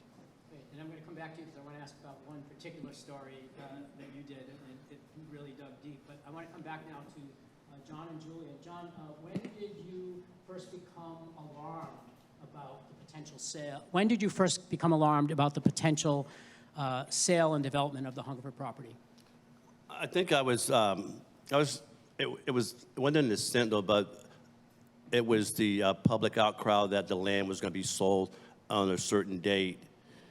And I was alarmed but I never in my mind, just growing up Eatonville, would think that a person from Eatonville would ever sell the land. Our relationship is just that strong. It's never crossed my mind. And then when I saw the vote was 3-2, then I realized that we had a problem. So I visited some of the local business leaders and asked them, I was screaming out loud, hey, we have a problem. We have a problem, can you come help? And they go, well, we can help, we'll be at the town hall meeting. And then I talked to a former mayor, he go, well, why haven't you guys showed up? Where have you been? You can't, you're not gonna do anything now. And I just felt like it was unbelievable. I went to a town hall meeting and I realized that guys that I grew up with was beginning to sell the land off. And I just couldn't figure out why. And the former mayor was like, just like I was talking to an empty shell.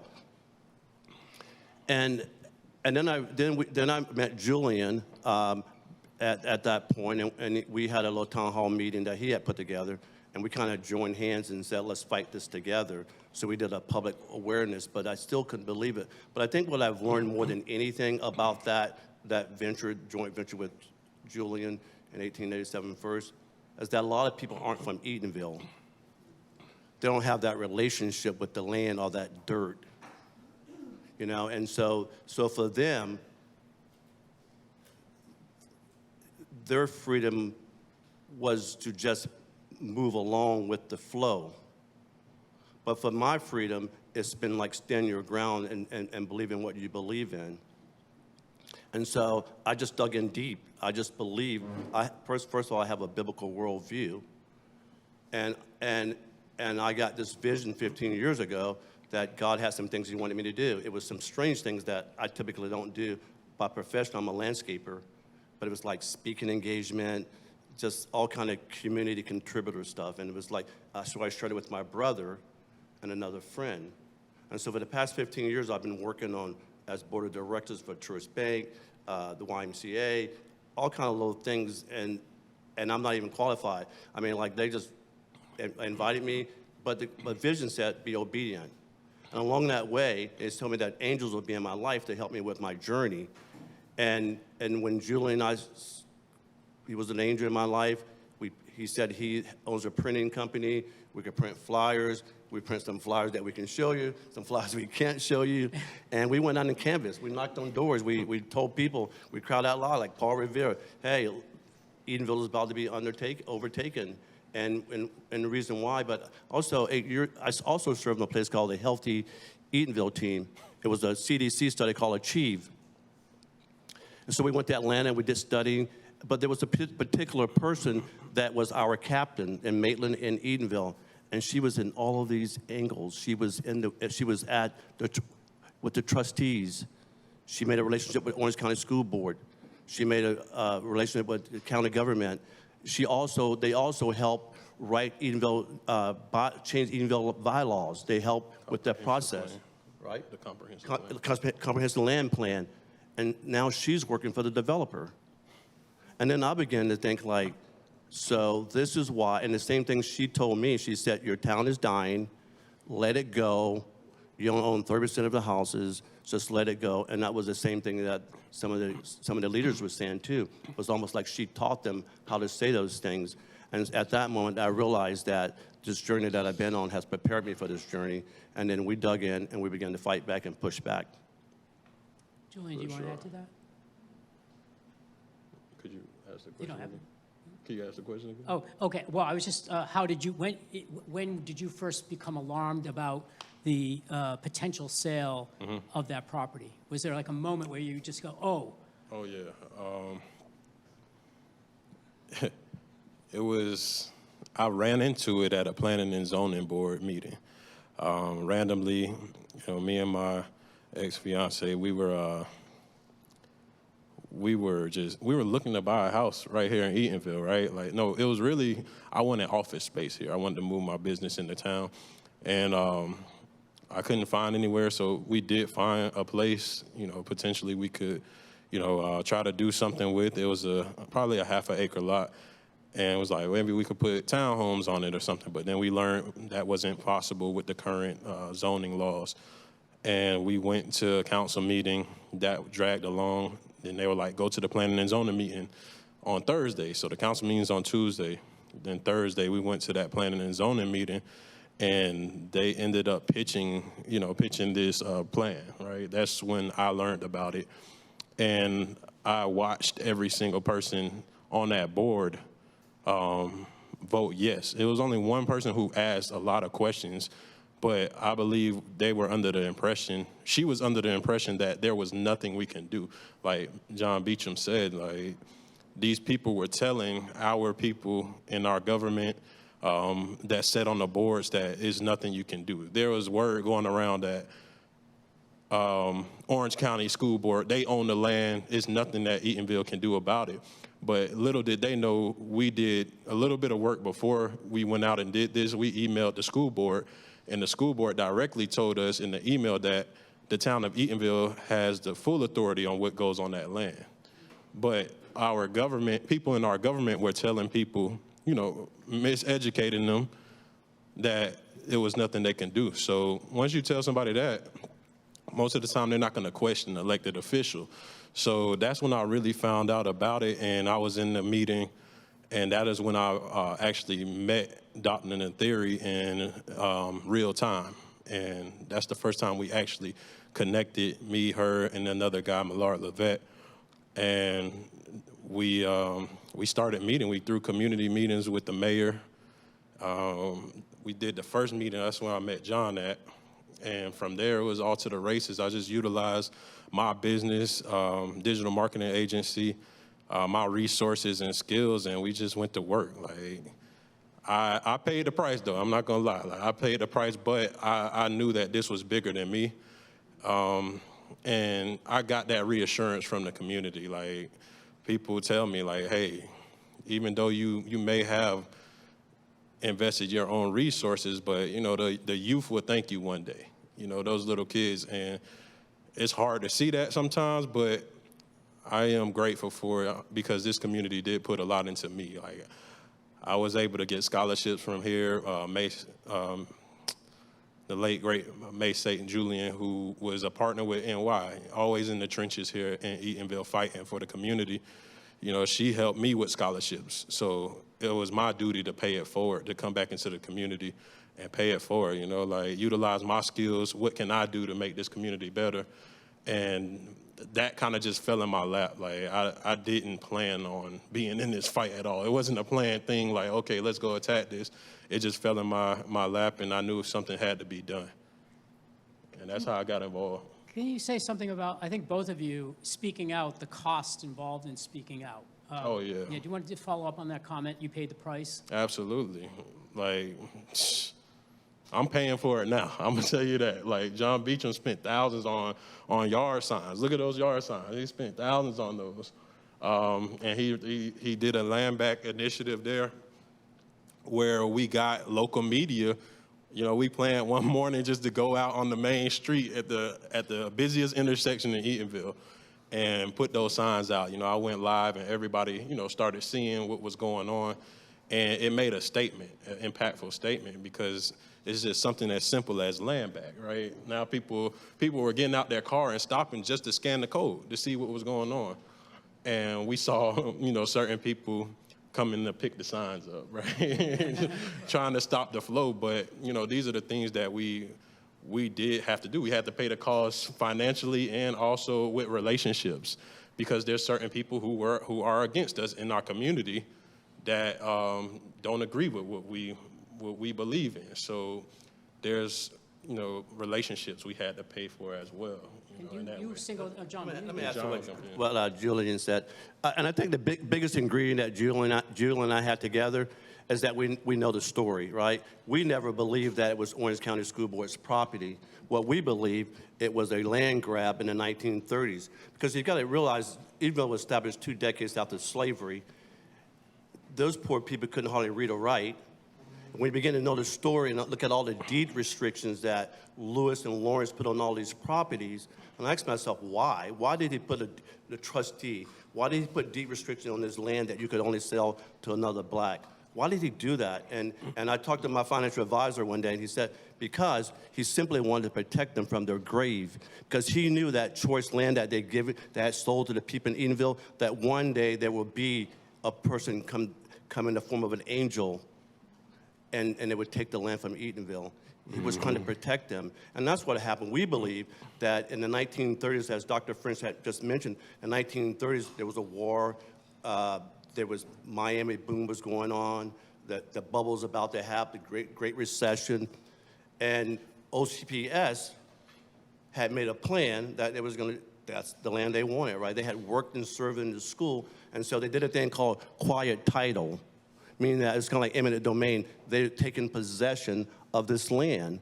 But Julian and I always believed that it was just, he called it a land grab, and I just outright just stole it from people that only wanted the best for their kids. I mean, I think like one of the reasons that the ancestors and the founders, because they just, I mean, education was important, right? I mean, people, and my generation, about if you can go to college and you can get an education. I think about all the civil rights leaders that paved the way for that to happen. And so we just believe that it was a land grab. We still believe it's a land grab, and we believe, and that's where LandBack came in. One of my friends, she's a Native American, and she said, Eatonville is a very sacred land, John. You need to fight for it. Don't give it up. She said, as my people, we have to fight for our land.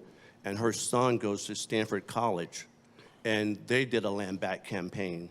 And indigenous people, some of those languages didn't have the term LandBack in their language. And so when we activated LandBack, all things changed. And that's why I said that, for me, everybody has their right to believe, but to me, God told me that there will always be an angel in my life. There will always be an angel to help with that. He's an angel. But more important on that journey along the way, how I really got super involved, there was an exhibit at Maitland Art and History that Dr. French put on about Eatonville blacks. And he's told me that I walked in this exhibit, and there was this exhibit of my grandparents, the Bellamy's. And I cried out loud, and he was in there by me. He was just happened to be in there. I said, that's my grandparents. That's my grandparents. He said, Wes and Gussie Bellamy's your grandparents? And then he opened the door, because he was telling a story about historic Eatonville. And when he opened that door, I just walked in. But anyway, Julian and I always believed that it was a land grab. And we believe today that it's our land, because that land was taken.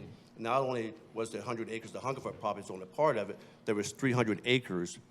And that price, the price of that I think it appraised at $280,000. OCPS gave $16,000 in money for that land because they could. Yeah, but I think the cost to this is, and really just fighting in the community is a lot. For me personally, financially, it cost me my job. I was making good money. I had a professional career. I lost my job in the middle of this fight, actually. But luckily, I kind of worked in the financial industry, so I had money, everything saved up and all of that. So I was able to live off of that while I was still fighting in this. But utilizing resources, I lost my relationship. I lost a lot fighting for this community, but I also gained a lot at the same time, like a lot of support. I have a full team now. It's a lot that goes to this fight that a lot of people don't know and don't see behind the scenes. But I think it's worth it, like meeting people like John, Miss NY, Desiree, like he said, angels come along. She came along and helped us a tremendous amount of help, like a lot of research that really we didn't have a lot of time to do on our side, and she did the research for us to find, information that was missing about the school, right? So there's a lot of different pieces and a lot of players that played a role in the fight for Hungerford. And I mean, hey, it costs a lot, but also it costs to be the boss, y'all. This is a great segue to Desiree. Desiree, you decided to dig a little deeper into this story. You wrote a major sort of investigative piece, and could you tell us a bit about how that came into being and how it affected you to do that work? Sure. First, I want to say that while I'm really proud of the work that I've done and the work that the Sentinel has allowed me to do over the past year, I think that it really is important to understand that I was only able to even take the time and take on the expense of requesting records and doing the research and writing all these stories because the community cared first. So had the community not already been doing this work, there was no way that I could have independently taken this on. But yeah, so December 2022, we did the first story, and I think after that story, it was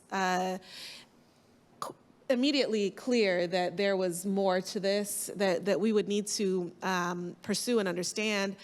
And we looked through the archives to see what had been written about it, because the school board had owned the land since the 1950s, so quite some time. And I believe that at the time, what I was seeing in the archives was, first of all, very little from the time written about it. And the way that it was described was that essentially the trustees wanted to sell this land, and there was virtually no pushback. And because of the way that the deed was constructed, it needed court approval in order to do the sale. The trustee could not just sell it directly to the school board. And the way that the Sentinel described it in the 50s was that this was a, quote, friendly lawsuit, that it was just standard that it had to go this way because of the construction of the deed, and that the Supreme Court, the state Supreme Court, got the final say, and that that was what happened, that was it. And honestly, from there, it was just instinct. I think as reporters, we're just naturally curious people, and I think if you know anything about the history of this country, the 50s were quite an interesting time, and journalists were also of the time. So journalism, I think, as everyone is well aware, is an imperfect institution. And so for me, my major question was, one, was it really a friendly sale or a friendly court battle? And two, if it was friendly, why did it go to the Supreme Court? Because the Supreme Court does not often weigh in on matters that everybody agrees on. So we wrote a story. The first thing I found was the opinion written by the majority opinion written by the Supreme Court, a Supreme Court justice, that essentially said that Hungerford was a failing institution, and if the school board didn't take it over, the school would close and there would be no school. That was how it was presented. That's how the Sentinel presented it. That's the only story. That's how the school board even presented it as of today. And that was the only story that had ever been published about Hungerford. There was one other story in the archives that said that Bethune-Cookman College at the time, university now, had been interested in purchasing the school, or had been interested and partnering with the school, but except for that one story, there was no other mention of it. And it said that because Bethune did not offer money to buy the school, it wasn't a viable plan, and that was the end of it. Thankfully, though, the Supreme Court records are public, and the state of Florida keeps great records. And we were able to, after first writing a story about just the opinion, because that's all we, and that's, you could Google it and find it. It's readily available. We wrote that story first, and I think both of you have talked too about how so much of this just sort of comes together by chance. So when I wrote that first story, I got an email from a reader.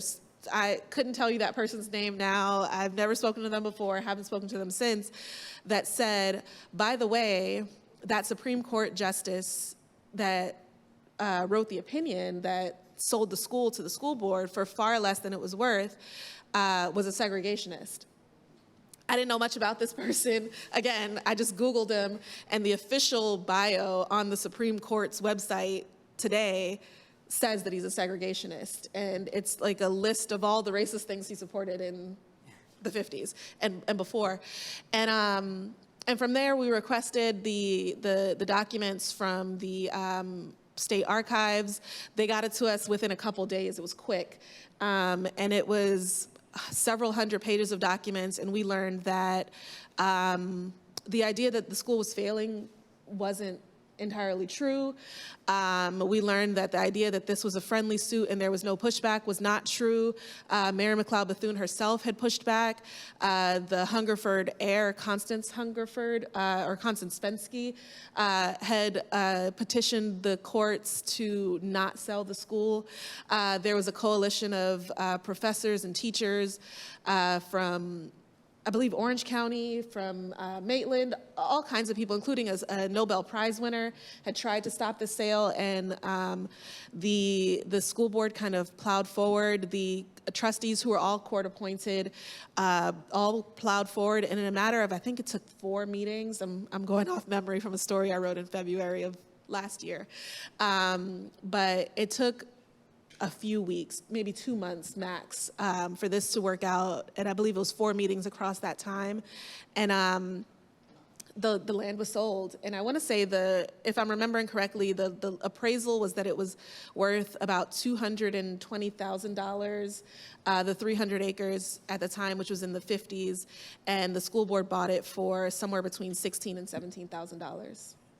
And so that story, what was the impact? Did you get response to that story? Yes, I think that, so one thing I didn't mention was that though Bethune-Cookman College was not attempting to buy the school, what they wanted to see was for the court-appointed board to be removed and for a new board to be put in place, and that new board would have included Mary McLeod Bethune, and she was going to serve in a sort of advisory role to help transform the Hungerford School into a prep school so that students who had aspirations for college could go and be educated there first and then be prepared to attend most likely Bethune-Cookman or another institution. I think there is something just sort of heartbreaking about reading that, knowing that now, I believe, according to the census, the average income in Eatonville is under $30,000. And there was this opportunity 70 years ago where this could have been a world-class institution that prepared students for college. And this could have, and not only that, but Bethune had also planned to have it as a partner institution. So if anyone reached out to the university about education, they would first refer them to Hungerford. Mm-hmm. And I had an interview with Julian after that, as well as the Mayor Angie Gardner and NY, and we really just talked about the possibilities of what could have been. At that point, the school board was already pretty unhappy with the reporting that had been coming out, and my job title at the time was race and inequality reporter, and this was a position that was created post George Floyd, and the point was really to focus on race and not shy away from it. And the school board said that my title alone was proof of bias, and I believe they're quoted in the story sort of saying that we were twisting a decision that was made 70 years ago to make it seem like it was something that it was not. And the school board tried to convince us that this was not an issue of race at all, though literally everyone else except for them was already saying that from the very first story. So it was stressful, I'll say, to report this story at times for sure. But I think as a reporter, it's my job to give voice to the community and to share what they felt, and I think that that's what we did. And I got the impression, we chatted after a talk I gave in Maitland, and I got the impression that in some ways the story re-energized you. Do you want to say something about that, or? Sure, I can do that. I haven't said this to a lot of people at the Sentinel, but I think just personally, I think being a reporter is a tough job. It's you watch a lot of people who care deeply about the things that they talk to you about lose often. And I think, especially working through the pandemic and the protests, I moved back to Orlando, as I mentioned, in 2020. So when the protests post George Floyd happened, I was actually living in Memphis and working at the paper there, which was quite the place to try to cover that. And after years of working through the pandemic, I think I was, like a lot of reporters, very exhausted. And journalism is an industry that is struggling. I think earlier this week, we saw from the LA Times, 115 reporters were laid off. I think today's Thursday, that was on Tuesday. And that's not uncommon in this industry. So it's a hard business to stay in. And I had honestly reached a point in December 2022 where I was considering leaving. Oh, I'm getting emotional. I didn't expect that. But truly, it was, I've wanted to be a reporter since I was 8 years old. So I had reached a point where I said, maybe there are less stressful jobs that pay more money that I can do instead, and I can pay off my student loans and pay rent and save up for a house and all of those things. And I, in December, had actually applied to my first job outside of journalism, and I have not applied for a job outside of journalism since I was 18 years old. So for me, I was really at a point where I was just like, maybe I don't need to do this anymore. And this story kind of fell into my lap, and I thought it was going to be a one-off, and that was it. And it was really something that, just seeing the passion of the community, and honestly, and I think a lot of reporters would say this too if they were in my shoes, I did not think too far ahead of how this was going to end. We knew that March 31st was the deadline for the land either selling or not selling, and I just didn't think about that. It was just one story at a time, and my stake in this fight is very different from Julian and John and the other members of the community. Like, I'm at work, I'm getting paid to do this. And if anyone's upset about it, they can talk to my editor, But yeah, working on this story has really re-energized me and sort of reminded me what the purpose of journalism is. And it's not really about winning or losing. It's about giving voice to a community that doesn't have one. And I'll say now we're looking at presenting some of the stories that we've done over the past year for awards, and seeing if people outside of our newsroom think it's as important as we thought it was. Great, thank you. All right, well, I'd like to open it up to any of you if you'd like to ask questions of our panelists. Do you want to? Yeah, so my question isn't really for anyone specific, but among the outcry and the pushback and the fight for a voice in the for Hungerford, are there discussions about fears of gentrification in Eatonville? Because if I'm remembering this right, the plan is to build residences where the school once stood. Yeah, I think like when you that's always been a big question, but I don't call it gentrification. What I call it, if you go to Hanover Square, I call it segregation. And I think like what they was proposing, and I really believe this too, that Hungerford is only a character in the story, the Hungerford School. The story is about Eatonville. The story is about black self-governing, right? And when Eatonville incorporated in 1887, the question was alluded, Dr. French talked about all the headlines around the world. How can those Negroes self-govern themselves? And I think what's happening with OCPS, in my opinion, it's still the same cry. Let me see what we can do for Eatonville. I think when they thought that they was giving us economic impact, what they call economic impact, I really believe that they thought that they were just helping out poor Eatonville. I think when they hear about when our marriage didn't have a successful term, I think they judge us as a whole. But if you look at around the country, if you look at Detroit was bankrupt, if you look at every municipality sometimes goes to a financial low. And if you look in Orange County, we have a place called Lyft, where private and businesses working together for economic success. You look at Lake Nona, you got private and business working together for economic success because they feel like they got credible partners. So with Eatonville being the oldest black municipality in America, and we talk about building around tourism, culture, heritage, and the arts, and they're telling us, so that's our cry out loud. Their cry out loud, well, no, you need apartment complex, you need condos. They're telling us, so when they build that, it's not that they're building it to gentrify their town. They see Eatonville as just a piece of dirt. They see it as cheap land. They see it as a place that you don't have to tear down and rebuild. But when they build those structures that was proposed, what would happen is that the town would have to raise the taxes so high that the people in Eatonville will have to be displaced. And that's what would cause it. So, but it wouldn't really cause gentrification, it would cause segregation, because then this will be pretty much, and it's not like, I just have to be honest, it'd be all white town or affordable town for people, affluent people.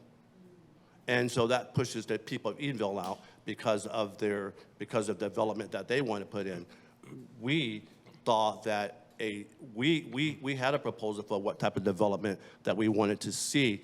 They just didn't listen. And also, when they came and proposed to us, they just had newspaper clippings on what we're going to do. They had a picture of what was in Winter Garden. It wasn't even a rendering. It wasn't even like a real life blueprint. So I think yes, most people out large would say gentrification. But if you look at Hannibal Square, which was another black community, that could have got incorporated at the same time that Eatonville got incorporated, but they choose because of the fear to stay with the city of Winter Park. And now when you go there, it is dissolved. Yep. And the blacks aren't there anymore. Yep. I don't know if you had a response or anything. I do have another quick question. What are some of the ideas that I guess you or other what does the community want to do with that land if they had the choice, is my question. Yeah, it's all good. Yeah.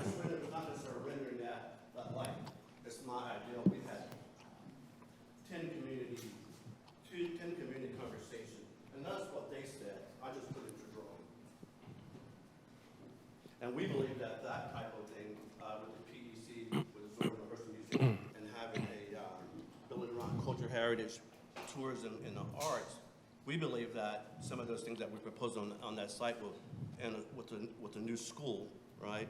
The school being a heart of a new Hungerford school, we believe that that with the type of proposal that we're building there, that people can get educated in culinary skills, technical skills, plumbing, whatever those skills are, right? And also, part of that rendering is a hotel. So why hotel, right? So a hotel in North Orange County, there's no place that you can have a convention for or a gathering, a gala, anything for more than 300 people. So when we have a gala tonight of 600 people, we have to travel to Shingle Creek, Disney World. Winter Park has to do that, downtown Orlando, Poplar, we all have to go out there. But if we create that type of vehicle here in town, people in every door that has an apartment on it, even though get paid taxes on it, they get paid for the catering, they get paid like you wouldn't believe on every door, every whatever it is there. They get some of that tourism tax dollar. And not only that, is that the people that lives in Eatonville, those less than $30,000, can go to our school, get trained in culinary, chef-inspired, and they can work there and create a main street like Nashville, Savannah, or like San Antonio has a $1.9 billion tourism industry just on tourism. And we can create that main street with chef-inspired restaurants. We can have, I talked to Blake Shelton, we can have a Baby Baked Red where we play little blues, little country. We can have an amphitheater, a park, that Zora Hurston Museum. And I'm just gonna get sidetracked 1 second. And I hear recently that now they want to put a Black History Museum in Eatonville. Well, Eatonville has its own history. Eatonville is a living museum. Orlando has its own place. Orlando can have its own museum, but what they're saying again, how can you self-govern themselves? They're saying your land is cheap, our land is too valuable, but we can't put it downtown Orlando. There's a place for it. If we can put a soccer stadium in the middle of Paramore and block roads off, if we can put $400 million in the Citrus Bowl and revamp that, and we can give Orlando Magic $200 million to renovate their civic center, their basketball arena that's going to pay the profit on it, they certainly have space for a history museum in Orlando. For sure. Oh, wow. I have a quick We have question a from few the. questions. Questions up here? Yeah. Back there. Yes, sir.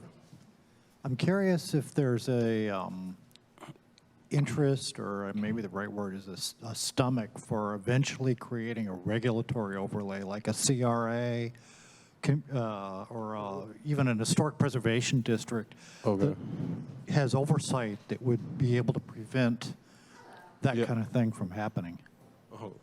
We actually do have a CRA in our town right now. And, you know, there are historic districts in the town. We have a historic preservation board in our community as well. Mrs. Nathiri and a lot of other people have led the fight on that years ago, right? So they've been fighting for that for so long. We do have a CRA and a redevelopment agency, of course. And right now, I think for, you know, kind of to go along with Mr. Beacham, is more so what the community needs rather than wants is economic opportunity. And that's not just affordable housing and new apartment units, because the people here have been neglected. So you're wanting to bring in new people when you haven't even managed the current people here. So that means job opportunities, right? More Black businesses in the community, more opportunities for our community to hire people in the community to raise their income, right? Like if we're talking about jobs or income levels at $27,000, there's the issue. Like we're not making enough money. We don't have enough businesses. A lot of businesses here in the community, the people don't look like us and they don't hire people from the community in those businesses. We have over 150, I believe, businesses in the town of Eatonville that have business licenses. And I think the average time, if you look at the census, the average time that people spend to travel for work is around 30 to 40 minutes in the town of Eatonville. So at one point when the town was thriving, we had an economic model that Dr. French goes over in his lectures about how this was like a labor pool, but we don't have any of those things again. And when you talk about education, the school board supposedly wanted to do a favor, but we were fine before that. They came in, and now look at our town. That's literally that's the outcome of when their education in our community, but they're not taking accountability for that, right? You know what I mean? So, that's the give and take, and it sets some right. into that motion. Mm-hmm. Yeah. So like. Destiny is, instead of being a town with a lot of consumer stuff, you know. Right. Yeah, they're jobs, but they're not very good jobs. Right. It's a town that is a producer, is actually doing something, making something. Right. Like that GDP has all of those things. Right, and go ahead, Des. So when it comes to the question of what the town wants, I think that these are the best people to ask, people who live in the town. I want to add to it just to talk about what's happening at a school board level and a state level, because the school board at this moment still owns the land, and nothing can happen unless they don't own the land anymore in whatever way that looks, whether it's a land donation or a land sale or whatever it is. John Beacham mentioned briefly that there was a consideration for a state-run African American History Museum being built on the land. And I know Nathiri has also, through the PEC, has talked about the potential of building a Zora museum on the land. And there's an effort to get local tourism tax dollars to pay for that. But again, it depends on who owns the land and what can happen. So what does the school board support? Is a question that I think is relevant. Right now, though the town has been very clear that what they want to see is the school board donate the 100 acres that's left back to a trust so that the town can determine its future on their own. The school board, as of this moment and as long as I've been reporting on the story, is against that idea. They do not want to donate the land. For a long time, they said that legally they could not donate the land. Through reporting that I've done, and we looked at the policy, we looked at the law. It is not true that the school board can't donate the land. There's nothing that says that they can't do that. They're a landowner, they can do what they want with the land. What they support right now is the state-run museum. That's what they want to see. It's unclear so far how much of the acreage a state-run museum would take up.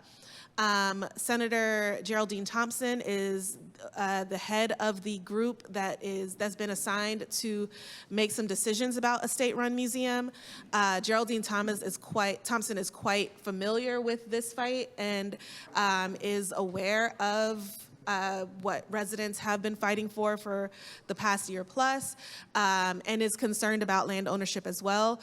While the school board has said that they will not donate the land to a trust, they did tell me that they would donate the land to the state in order to build a museum. There are varying thoughts about that because it doesn't solve the problem of land ownership. It would just be transferring the land to the state. Obviously, we don't know how much land the state would need.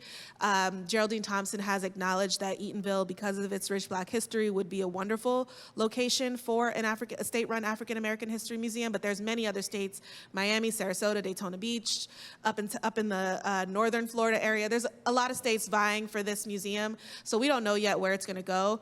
But when it comes to what the school board is willing to do with the land, they have said that if the state museum does go here, they would be willing to donate the land for it. And again, I don't know how much land the state would require and what that would mean for the balance of the land. No. Yes.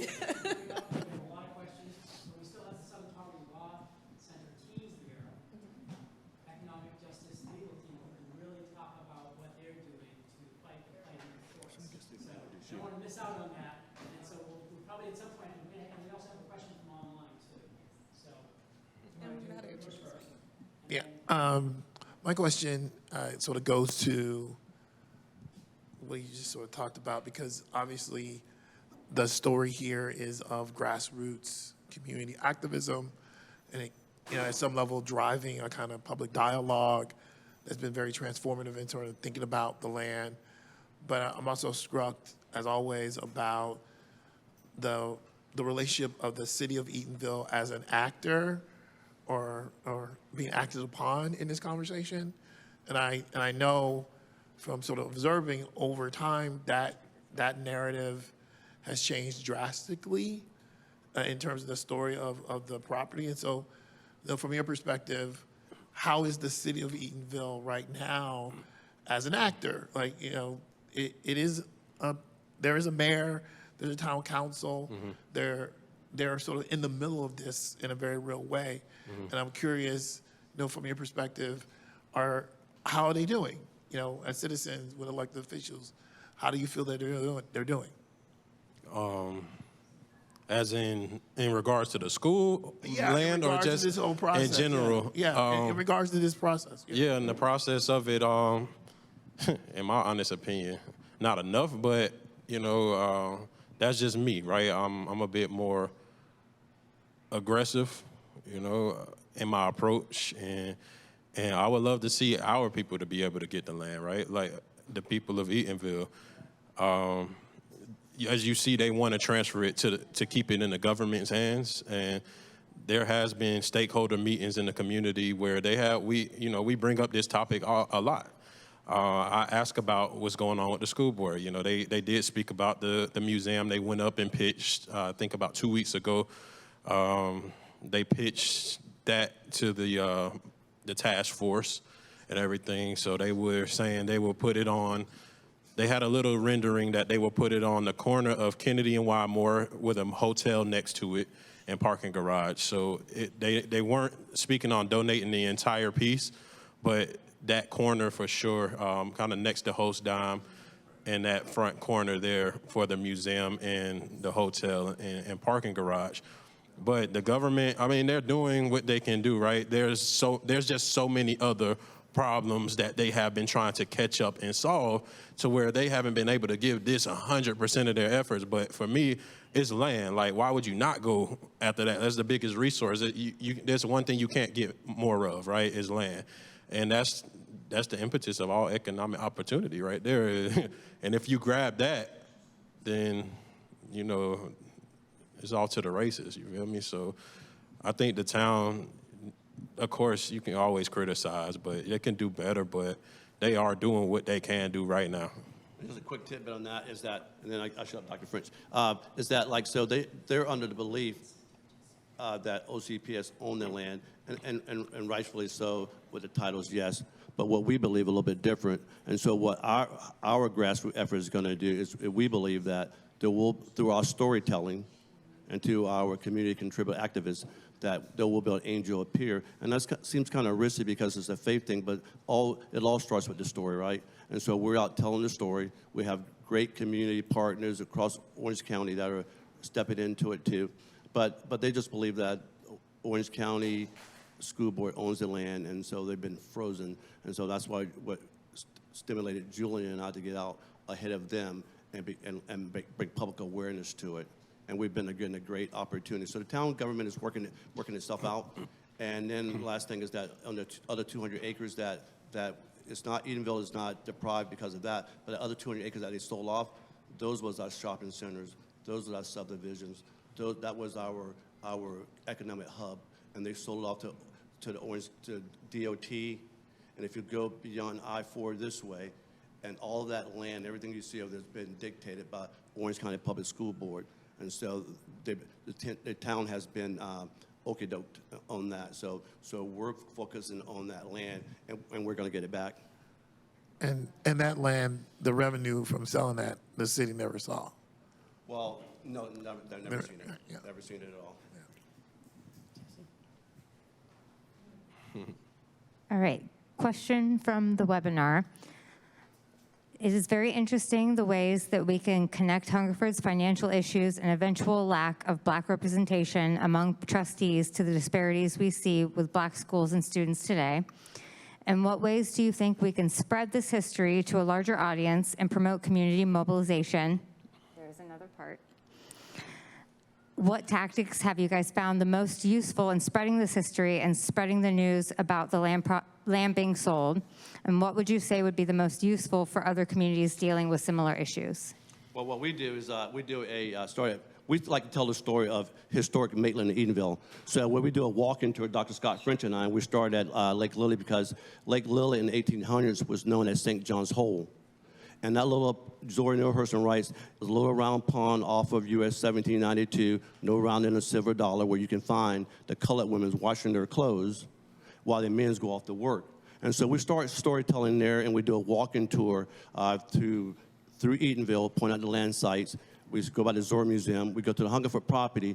And then we walk back to Maitland Art and History because we believe that Maitland played a role. We know for a fact that the freed people that lived around Lake Lily and shanty towns, tent towns, whatever you want to call it, That's where they resided until a guy named Lawrence Lewis, Josiah Eaton, and Joe Clark decided that we're better together. And so that's what I toured. So we've been doing that through social media, through his outlet, through my outlet, and the story's getting out there greatly. You know, we've, Julian and I have done podcasts with several people. They did the CBS story. We've, with every media outlet here in town, radio station, I have an interview tomorrow where the word is out there. And I think the problem is that just because people don't like it or click on it, they see the story. And everybody you talk to, they know that Eatonville, it's the same old story, right?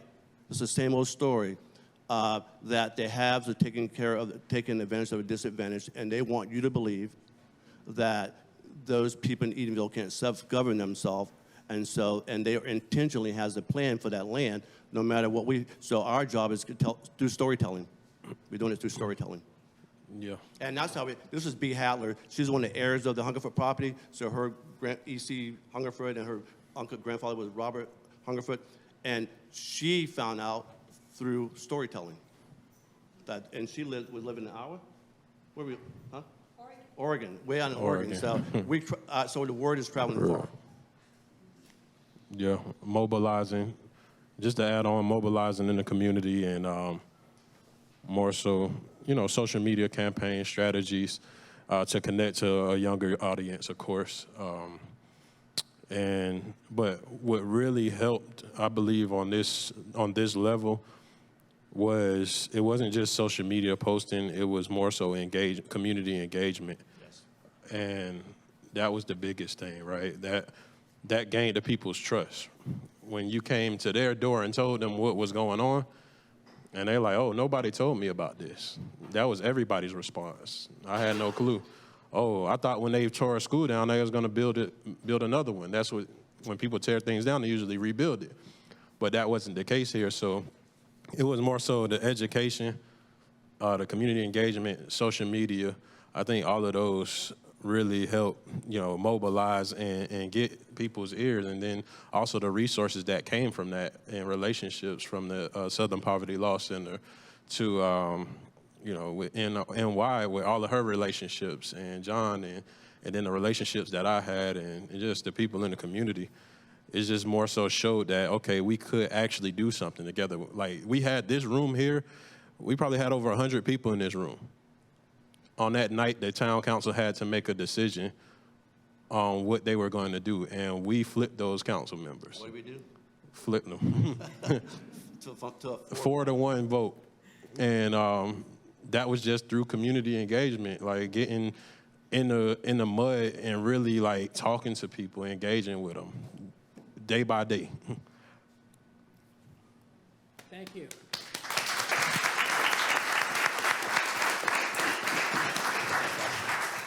Stick around.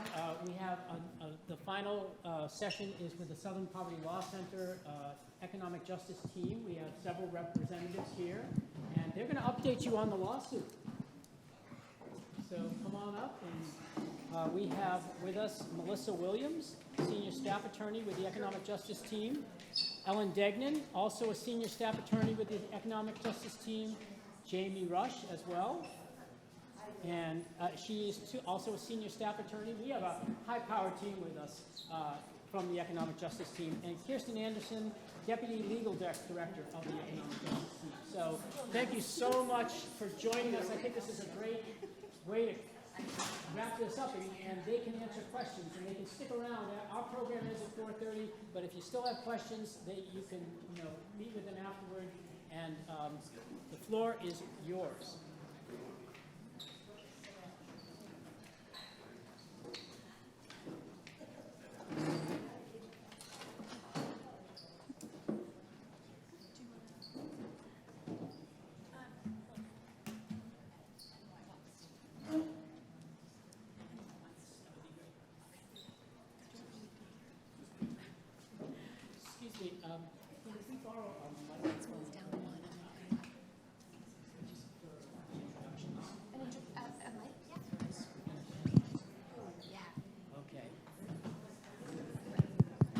Okay, we're going to ask N.Y. Nathiri, who is the executive director of the Association to Preserve the Eatonville Community, to provide some context. And welcome, Dr. Nathiri.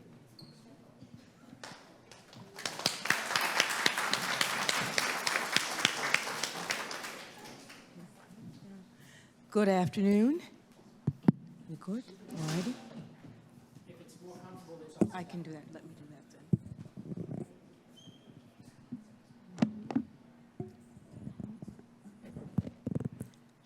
As you have been sitting and listening to this saga, you hear from different perspectives how the community was engaging with this controversy. From our perspective, and I say this as a third-generation Eatonvillian, it was very clear that from the very beginning, Orange County Public Schools was a predator in this situation. Now, my media consultants said to me, don't use that word. That's entirely too argumentative. But I say that because though the proposed development certainly wasn't good at all for the town or for the community, the problem was that Orange County Public Schools was consistently trying to dispose of this land.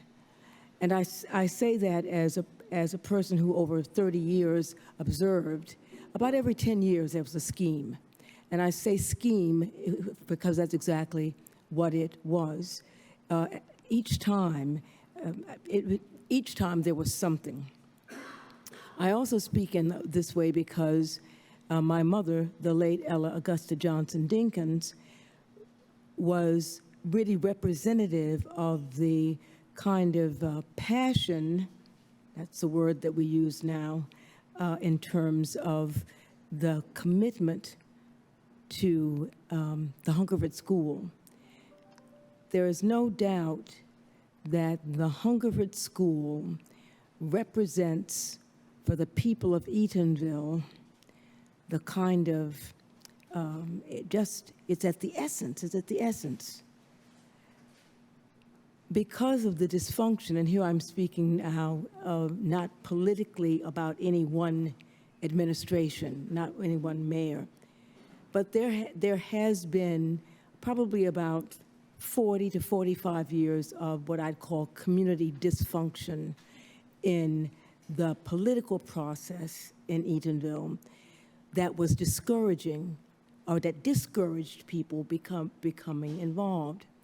And so the thing that really made it clear that something was going on, because there was no transparency in terms of elective government. And we really have to say this very clearly from our perspective as a historic preservation organization.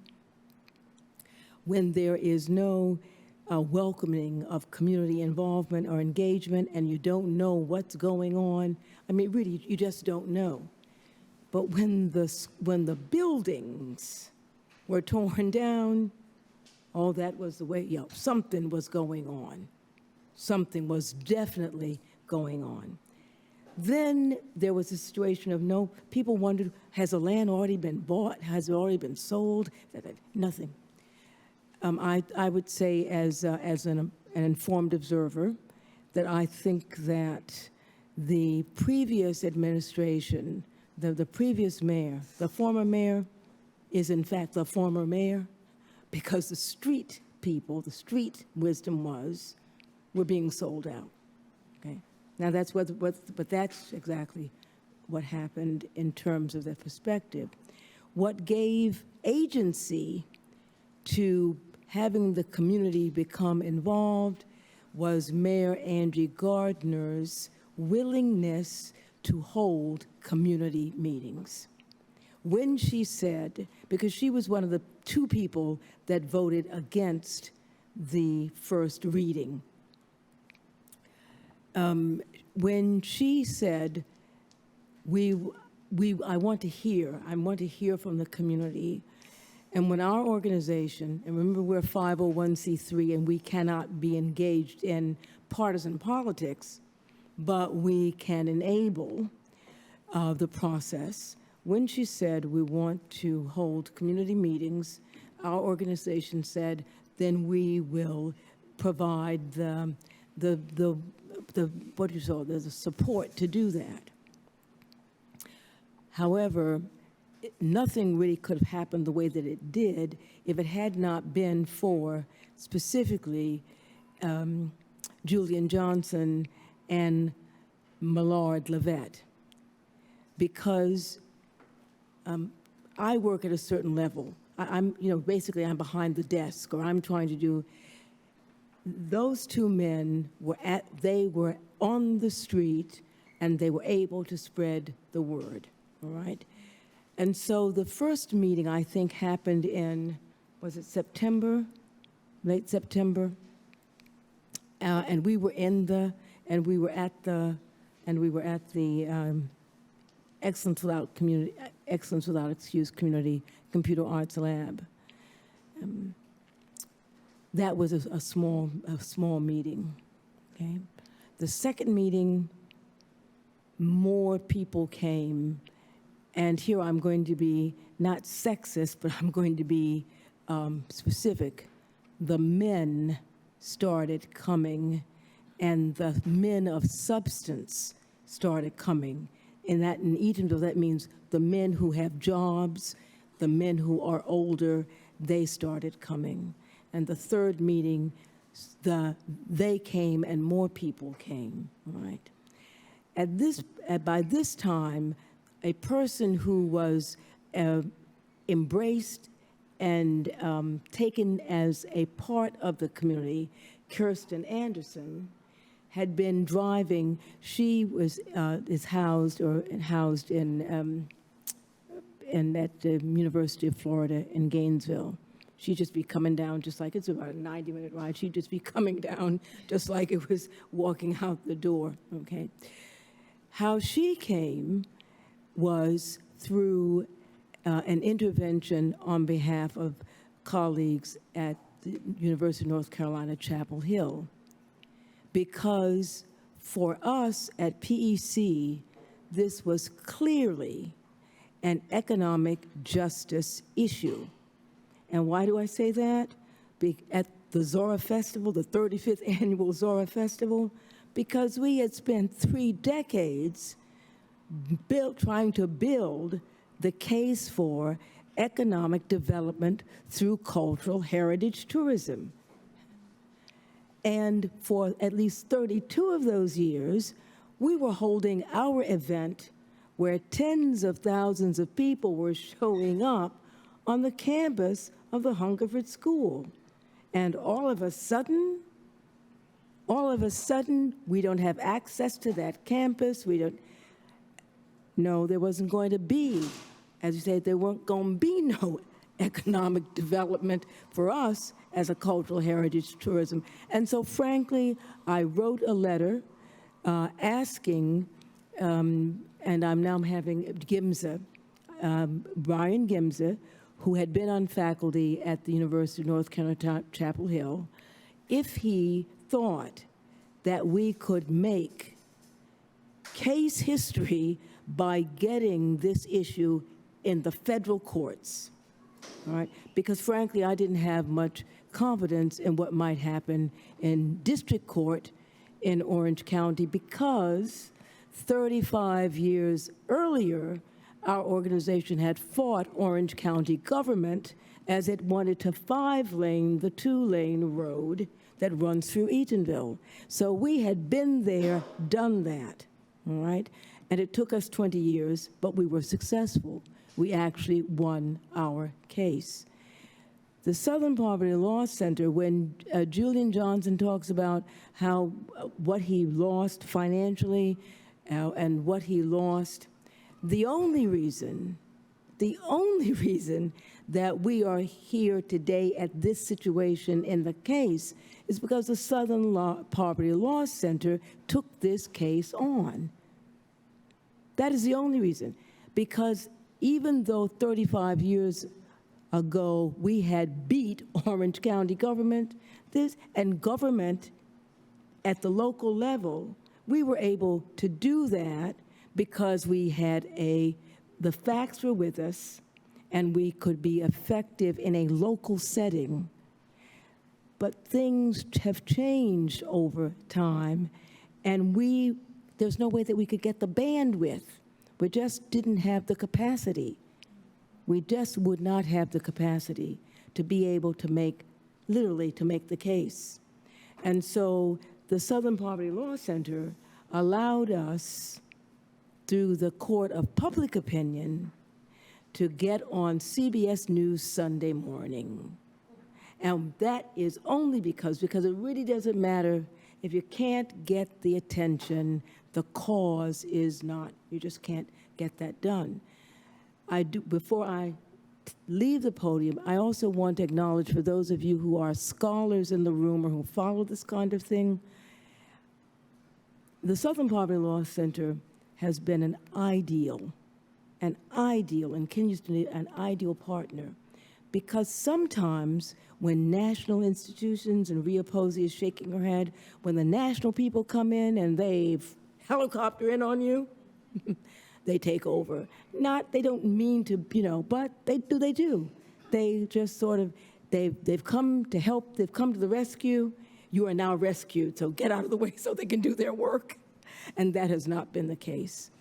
And it may well be because these women, and that's who I work with, my team is all women, because they have really been, they are astute, they are strategic, and they are supportive.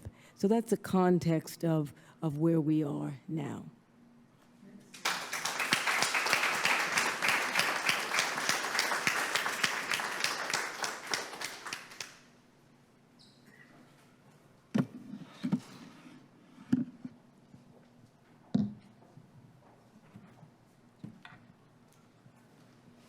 Good afternoon, everybody.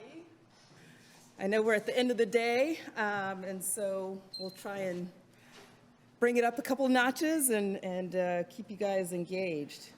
So I wanted to start out by saying, and just kind of giving you an overview of who the Southern Poverty Law Center is, for those of you who don't already know. Our mission is to be a catalyst for racial justice in the South and beyond, working in partnership with communities to dismantle white supremacy, strengthen intersectional movements, and advance the human rights for all people. We work across the Deep South, including Florida, Georgia, Louisiana, Mississippi, and Alabama. We work on legal strategies to eradicate poverty by expanding access to economic opportunity and eliminating racial economic inequality. So the last part is specific to our practice group, which is the Economic Justice Practice Group. These are some of my colleagues here. I'll start by introducing myself and ask each one of them to introduce themselves before we go on. My name is Melissa Williams. I'm an attorney with the Economic Justice Project. I'm based in the Decatur office, and I have been working on the Eatonville matter since November of 2022. And I'll pass it to Ellen.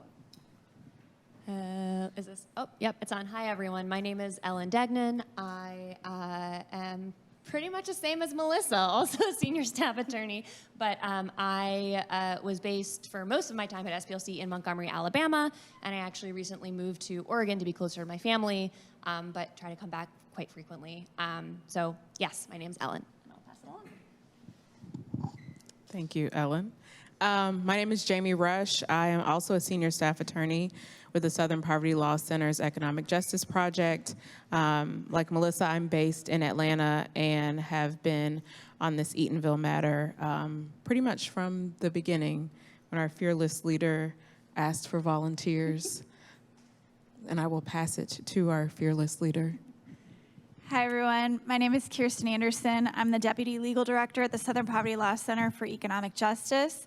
I am a Florida attorney based out of Gainesville, Florida, and I came to Eatonville for the first time at Miss NY Nathiri's invitation, and came back to my team and said, we have to help them. And these wonderful people answered that call, and so we're here today to talk to you about what we've been doing. Thank you, everybody. And also, just to add, this is just a portion of the team that works on the Eatonville matter. There are other people back home who also have been actively working and supporting this campaign. So I guess, what this segment has really been about is the importance of land ownership. Dr. French and the previous speakers, I feel like, really teed that up very, very well. Starting with the founding of Eatonville in 1887 by freed men and women. When the Calhouns came, they emphasized the importance of land ownership and modeled that behavior. And to the present day, to quote Ms. Nathiri, our wonderful client and partner in all of this, she has said about the Hungerford property, "This is sacred land. It's special for us, it's who we are, and we're not going to let them take it away from us, no." So now we come to our work, Economic Justice Project, and we now have a land justice kind of focus within our project, and it's to work alongside Black, brown, and indigenous communities to protect and reclaim their land. So this is a new SPLC practice group, and it was born directly out of our work here in Eatonville. Eatonville was the beginning of the land justice focus group at SPLC.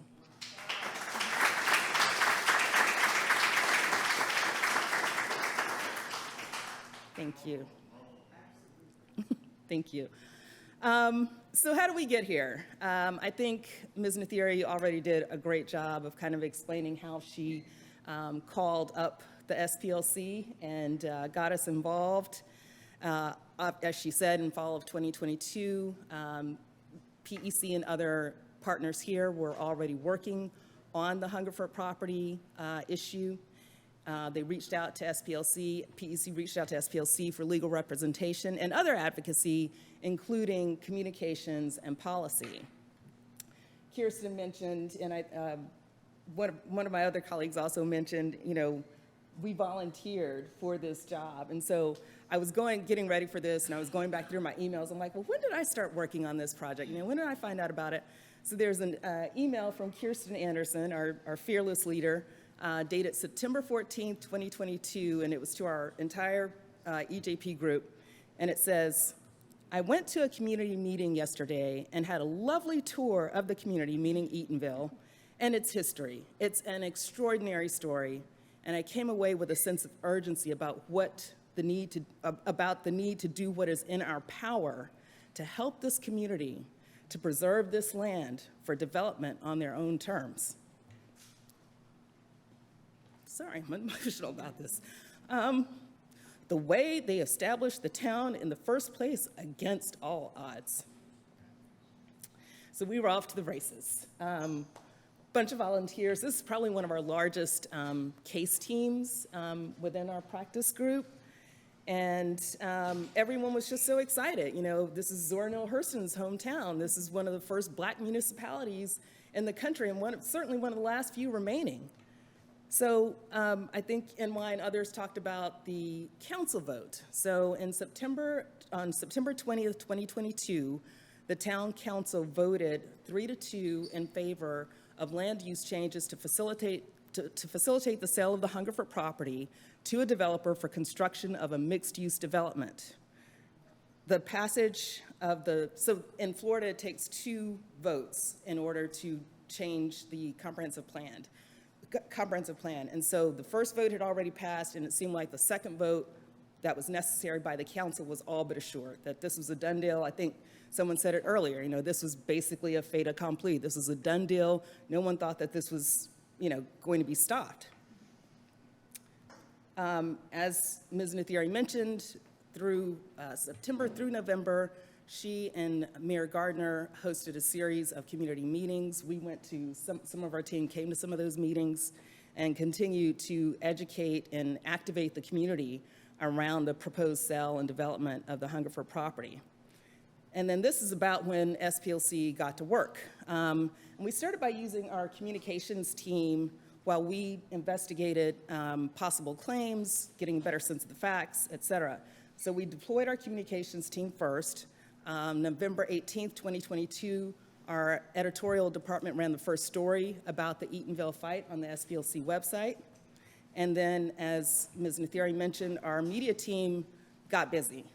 They reached out at the local and national level to educate the media about what was happening in Eatonville and was incredibly successful in this endeavor. And we'll talk more about that later. So the second vote was slated for February 7th, 2022. The second town council vote was set for February 7th. And Ms. Nathiri, we were here, some of us were here for the February 7th council vote, and Ms. Nathiri led off the public comment period with prepared remarks that we worked with her on in terms of making objections to the proposed land use changes as being inconsistent with the town's comprehensive plan. And then from there, it was amazing. Again, somebody already said it, like the room was full, it was in this room, the room was full, and just person after person just got up in opposition to the sale and the land use changes. So that was just really incredible, and because the community mobilized, the town council vote changed from 3-2 the first time in favor to 4-1 against the land use changes on the second vote. And that was it, that was done. So after that, we kind of kicked into phase 2 of our advocacy. We continued our communications and media outreach. This led to CBS Sunday Morning airing a pretty extensive segment on Eatonville featuring Ms. Nathiri and the PEC, spotlighting the community and their fight to save the land. And this particular piece reached millions of viewers. I checked with our media person today. That is not an exaggeration. That's an absolute fact. It reached millions of people, including Ms. B. Hatler, who became one of our plaintiffs. And Ellen will talk more about that in a minute. But yeah, that was the just incredible reach of that story. We also did a letter writing campaign to local officials, including the school board representative for Eatonville, Karen Castor-Dental, and also advocated with officials at the state and federal levels. And most importantly, this is when we decided to bring our lawsuit. We filed our lawsuit on behalf of the PEC on March 24, 2022.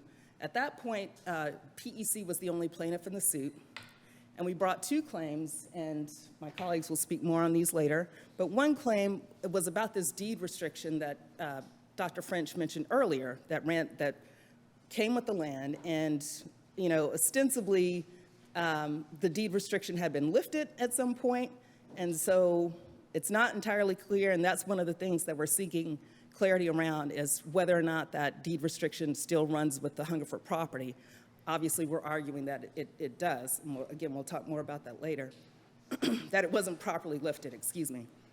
And then also, our second claim is that the school board didn't follow the law when it decided to put that property up for sale. On March 31, 2022, the developer canceled the agreement to purchase the Hungerford property. So a week after we filed our lawsuit, just to put it all together, a week after we filed our lawsuit, the developer canceled the contract. And then on July 12, 2022, Ms. Hatler joined as another plaintiff. So we amended our complaint and added Ms. Hatler and her family's incredible history as a part of our complaint. In August of last year, the school board tried to get our lawsuit dismissed. And so there was what we call briefing. Kirsten did oral argument, and ultimately the judge sided with us that we were allowed to keep our lawsuit going, and we could proceed with the case. And so that's kind of a big overview of like who we are and how we ended up here. And now each one of my colleagues will delve a little bit more into each of those areas. Thank you.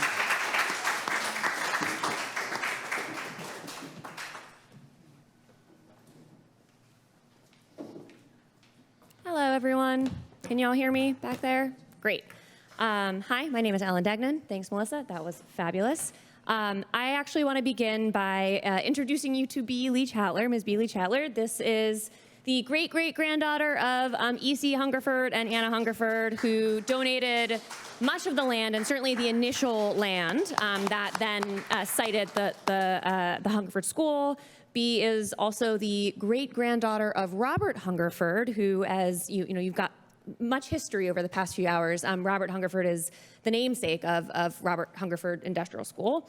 And B is also the granddaughter of Constance Fensky Hungerford, who was the sole appellant in 1951 of the circuit court case that ordered the conveyance of the Hungerford property to the school board. So I will talk a little bit more about B, but I just wanted her to say hello and for y'all to know who she is and that she's a fighter and that she's here to support,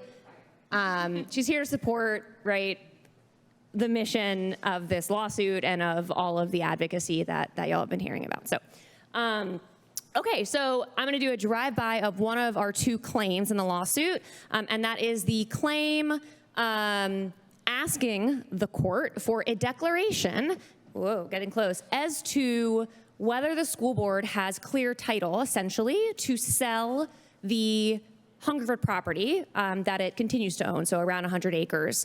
In other words, does the 1951 deed restriction, which you'll remember is kind of the transformed restriction, it resulted from the conveyance of the trust property to the school board. So you had a trust restriction that was transformed into this deed restriction, 1951.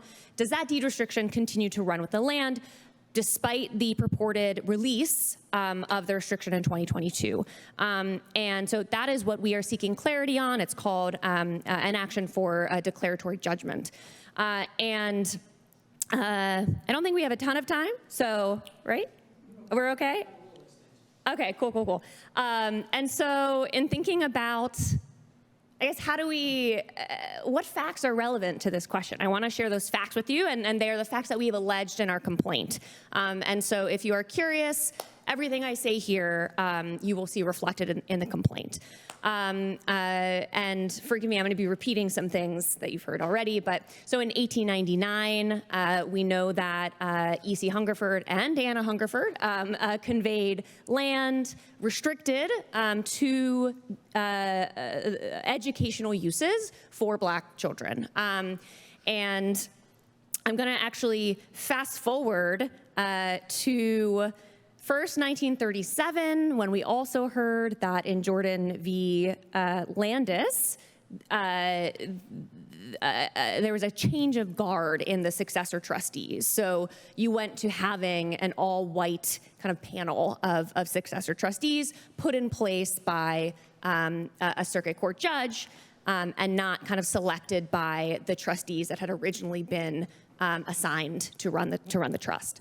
From 37 over to 1951, you had the accelerating involvement of OCPS in indirectly funding the school by funding public day students, as Dr. French was saying, and also eventually leasing the school beginning in the late 1940s. And so actually, OCPS was operating on the property even before 1951, which is when the pressure to acquire a site to equalize educational opportunity for Black children, when that pressure came to a boiling point. So we kind of have this rising crescendo that results in 1951 with the lawsuit seeking a transfer of property, which was not originally within the power of the trustees to do. And you had, there you are, B, you had Actually, B was born 2 weeks before her grandmother, Constance Fensky Hungerford, filed the appeal in that case. And so what happened was when the school board sought to acquire the land, the school board sued a whole host of defendants, pretty much anyone that could have any feasible connection or plausible connection to ownership of the land. That included Miss Hungerford Fensky, and everyone else ultimately kind of backed down, and Miss Hungerford Fensky did not. And so B is kind of heir to that legacy, not only the legacy of a donation, right, and a definition, I suppose, right, of a core purpose of the land. So in 1951, you get a conveyance, you get really the dissolution of the original trust, and the creation of a new trust. That trust is the one that is still around today. In theory, it is the Hungerford Chapel Trust, and it is different in that that trust no longer had any claim to the property and assets that had been conveyed over to OCPS. It had an easement, right, to the chapel itself. That's the property that it retained, the Hungerford Memorial Chapel. And so folks could kind of walk in and walk out, and that's an easement. But this new trust, the Hungerford Chapel Trust, did not have a say, really, in how the rest of the property was used. It no longer had title to it. So this new deed restriction, the 1951 deed restriction, that's how we kind of refer to it for shorthand, is the restriction that we argue runs with the land today. And there are portions of the property that are no longer covered by that deed restriction because of I-4 in 1974, bisecting the property. The school board then sought to remove the restrictions from the portion of the land west of I-4. They succeeded. Interestingly enough, the court in that case observed that the Hungerford Chapel Trust did not have title, right, to the land, and therefore, really, it was only within the authority of the court to determine that the restrictions were no longer there, and not within the authority of the Hungerford Chapel successor trustees. So that's 1974. We're gonna fast forward to basically 2010 onward, a whole host of efforts to sell the land, and the demolition in 2020.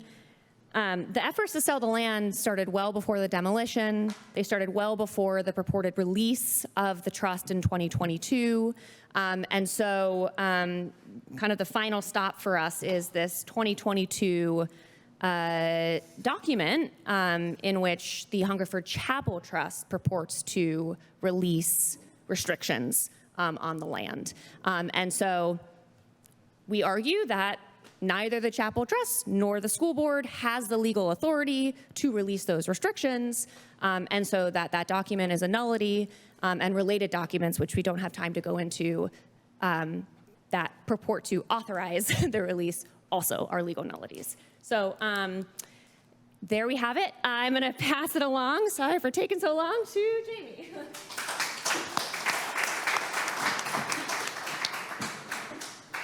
So I'm just going to sit here, and I'll be very brief because I know that we are pretty much at time. But as Melissa mentioned, our lawsuit had two claims. And as Ellen has referenced, the first claim was brought under Florida's Declaratory Judgment Act, and it's the same with our second claim. And for folks who are not familiar, when we say that we're asking for a declaratory judgment, it just means that we're asking the court to clarify or resolve a legal uncertainty. So there's this question, it's a legal question, we're asking the court, part of our relief is to ask the court to resolve this legal question. So for our second claim, our legal question was about how the school board can dispose of the property. So essentially, under Florida law, I can give you the statute if you'd like, Florida statute section 1013.28 says that a school board cannot dispose of property unless it has first, by resolution, determined the property to be unnecessary for educational purpose as recommended in an educational plant survey. So under that statute, we're asking the court to declare, did the school board follow that statute? Also, we'd ask that, essentially, did the school board determine whether the land was unnecessary for educational purposes, and if that sale is in the best interest of the public? If you have an opportunity, our lawsuit is public record, so I would highly recommend taking a look at it to go through all the facts, and just, I won't reiterate the history and facts that go with it because I know we're at time. But that's essentially what our second claim is about, asking the court to clarify this legal uncertainty, specifically related to how school boards can dispose of property for educational purposes. So passing it to Kirsten.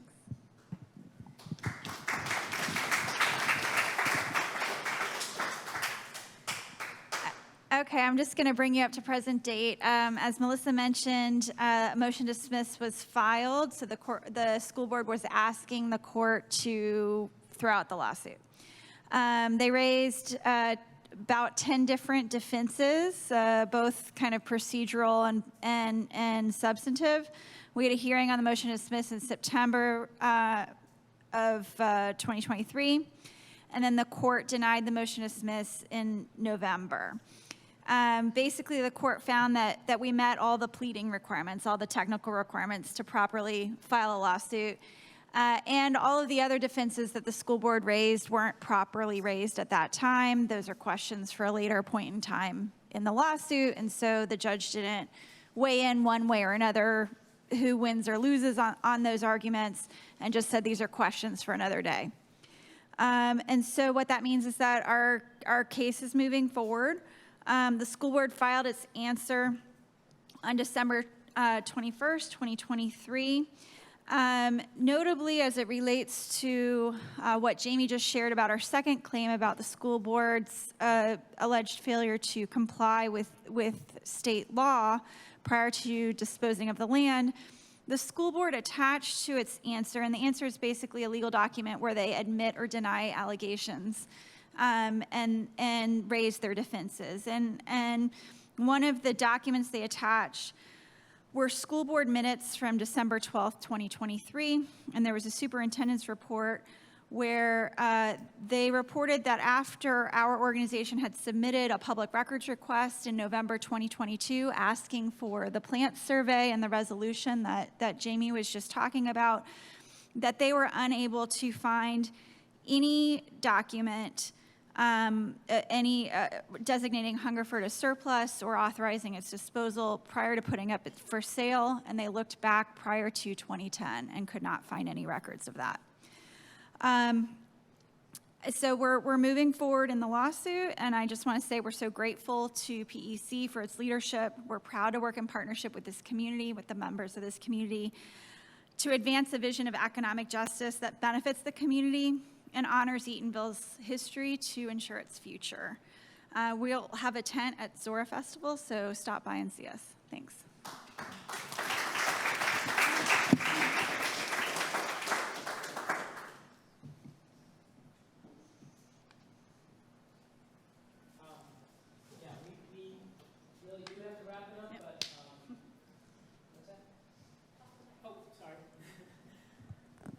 We do have to wrap up. We're over time, but I want to thank our team here because they agreed to stay a couple minutes extra here. Is there a very quick, just clarity question about the legal cases that have been, yes? Oh, and if you say your question, I'll repeat it to them because the people on Zoom can't hear.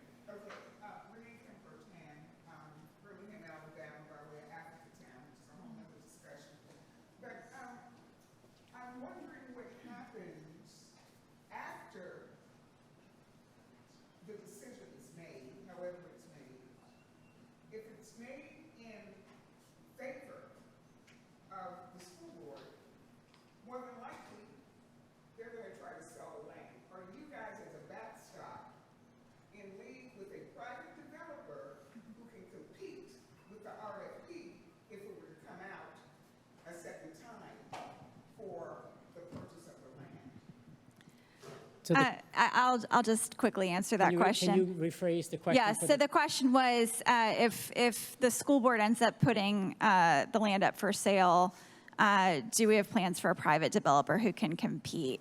And I will just say that while I won't disclose all of our strategy, that the lawsuit is just one tool of many, and trust that we have a plan A, a plan B, and a plan C.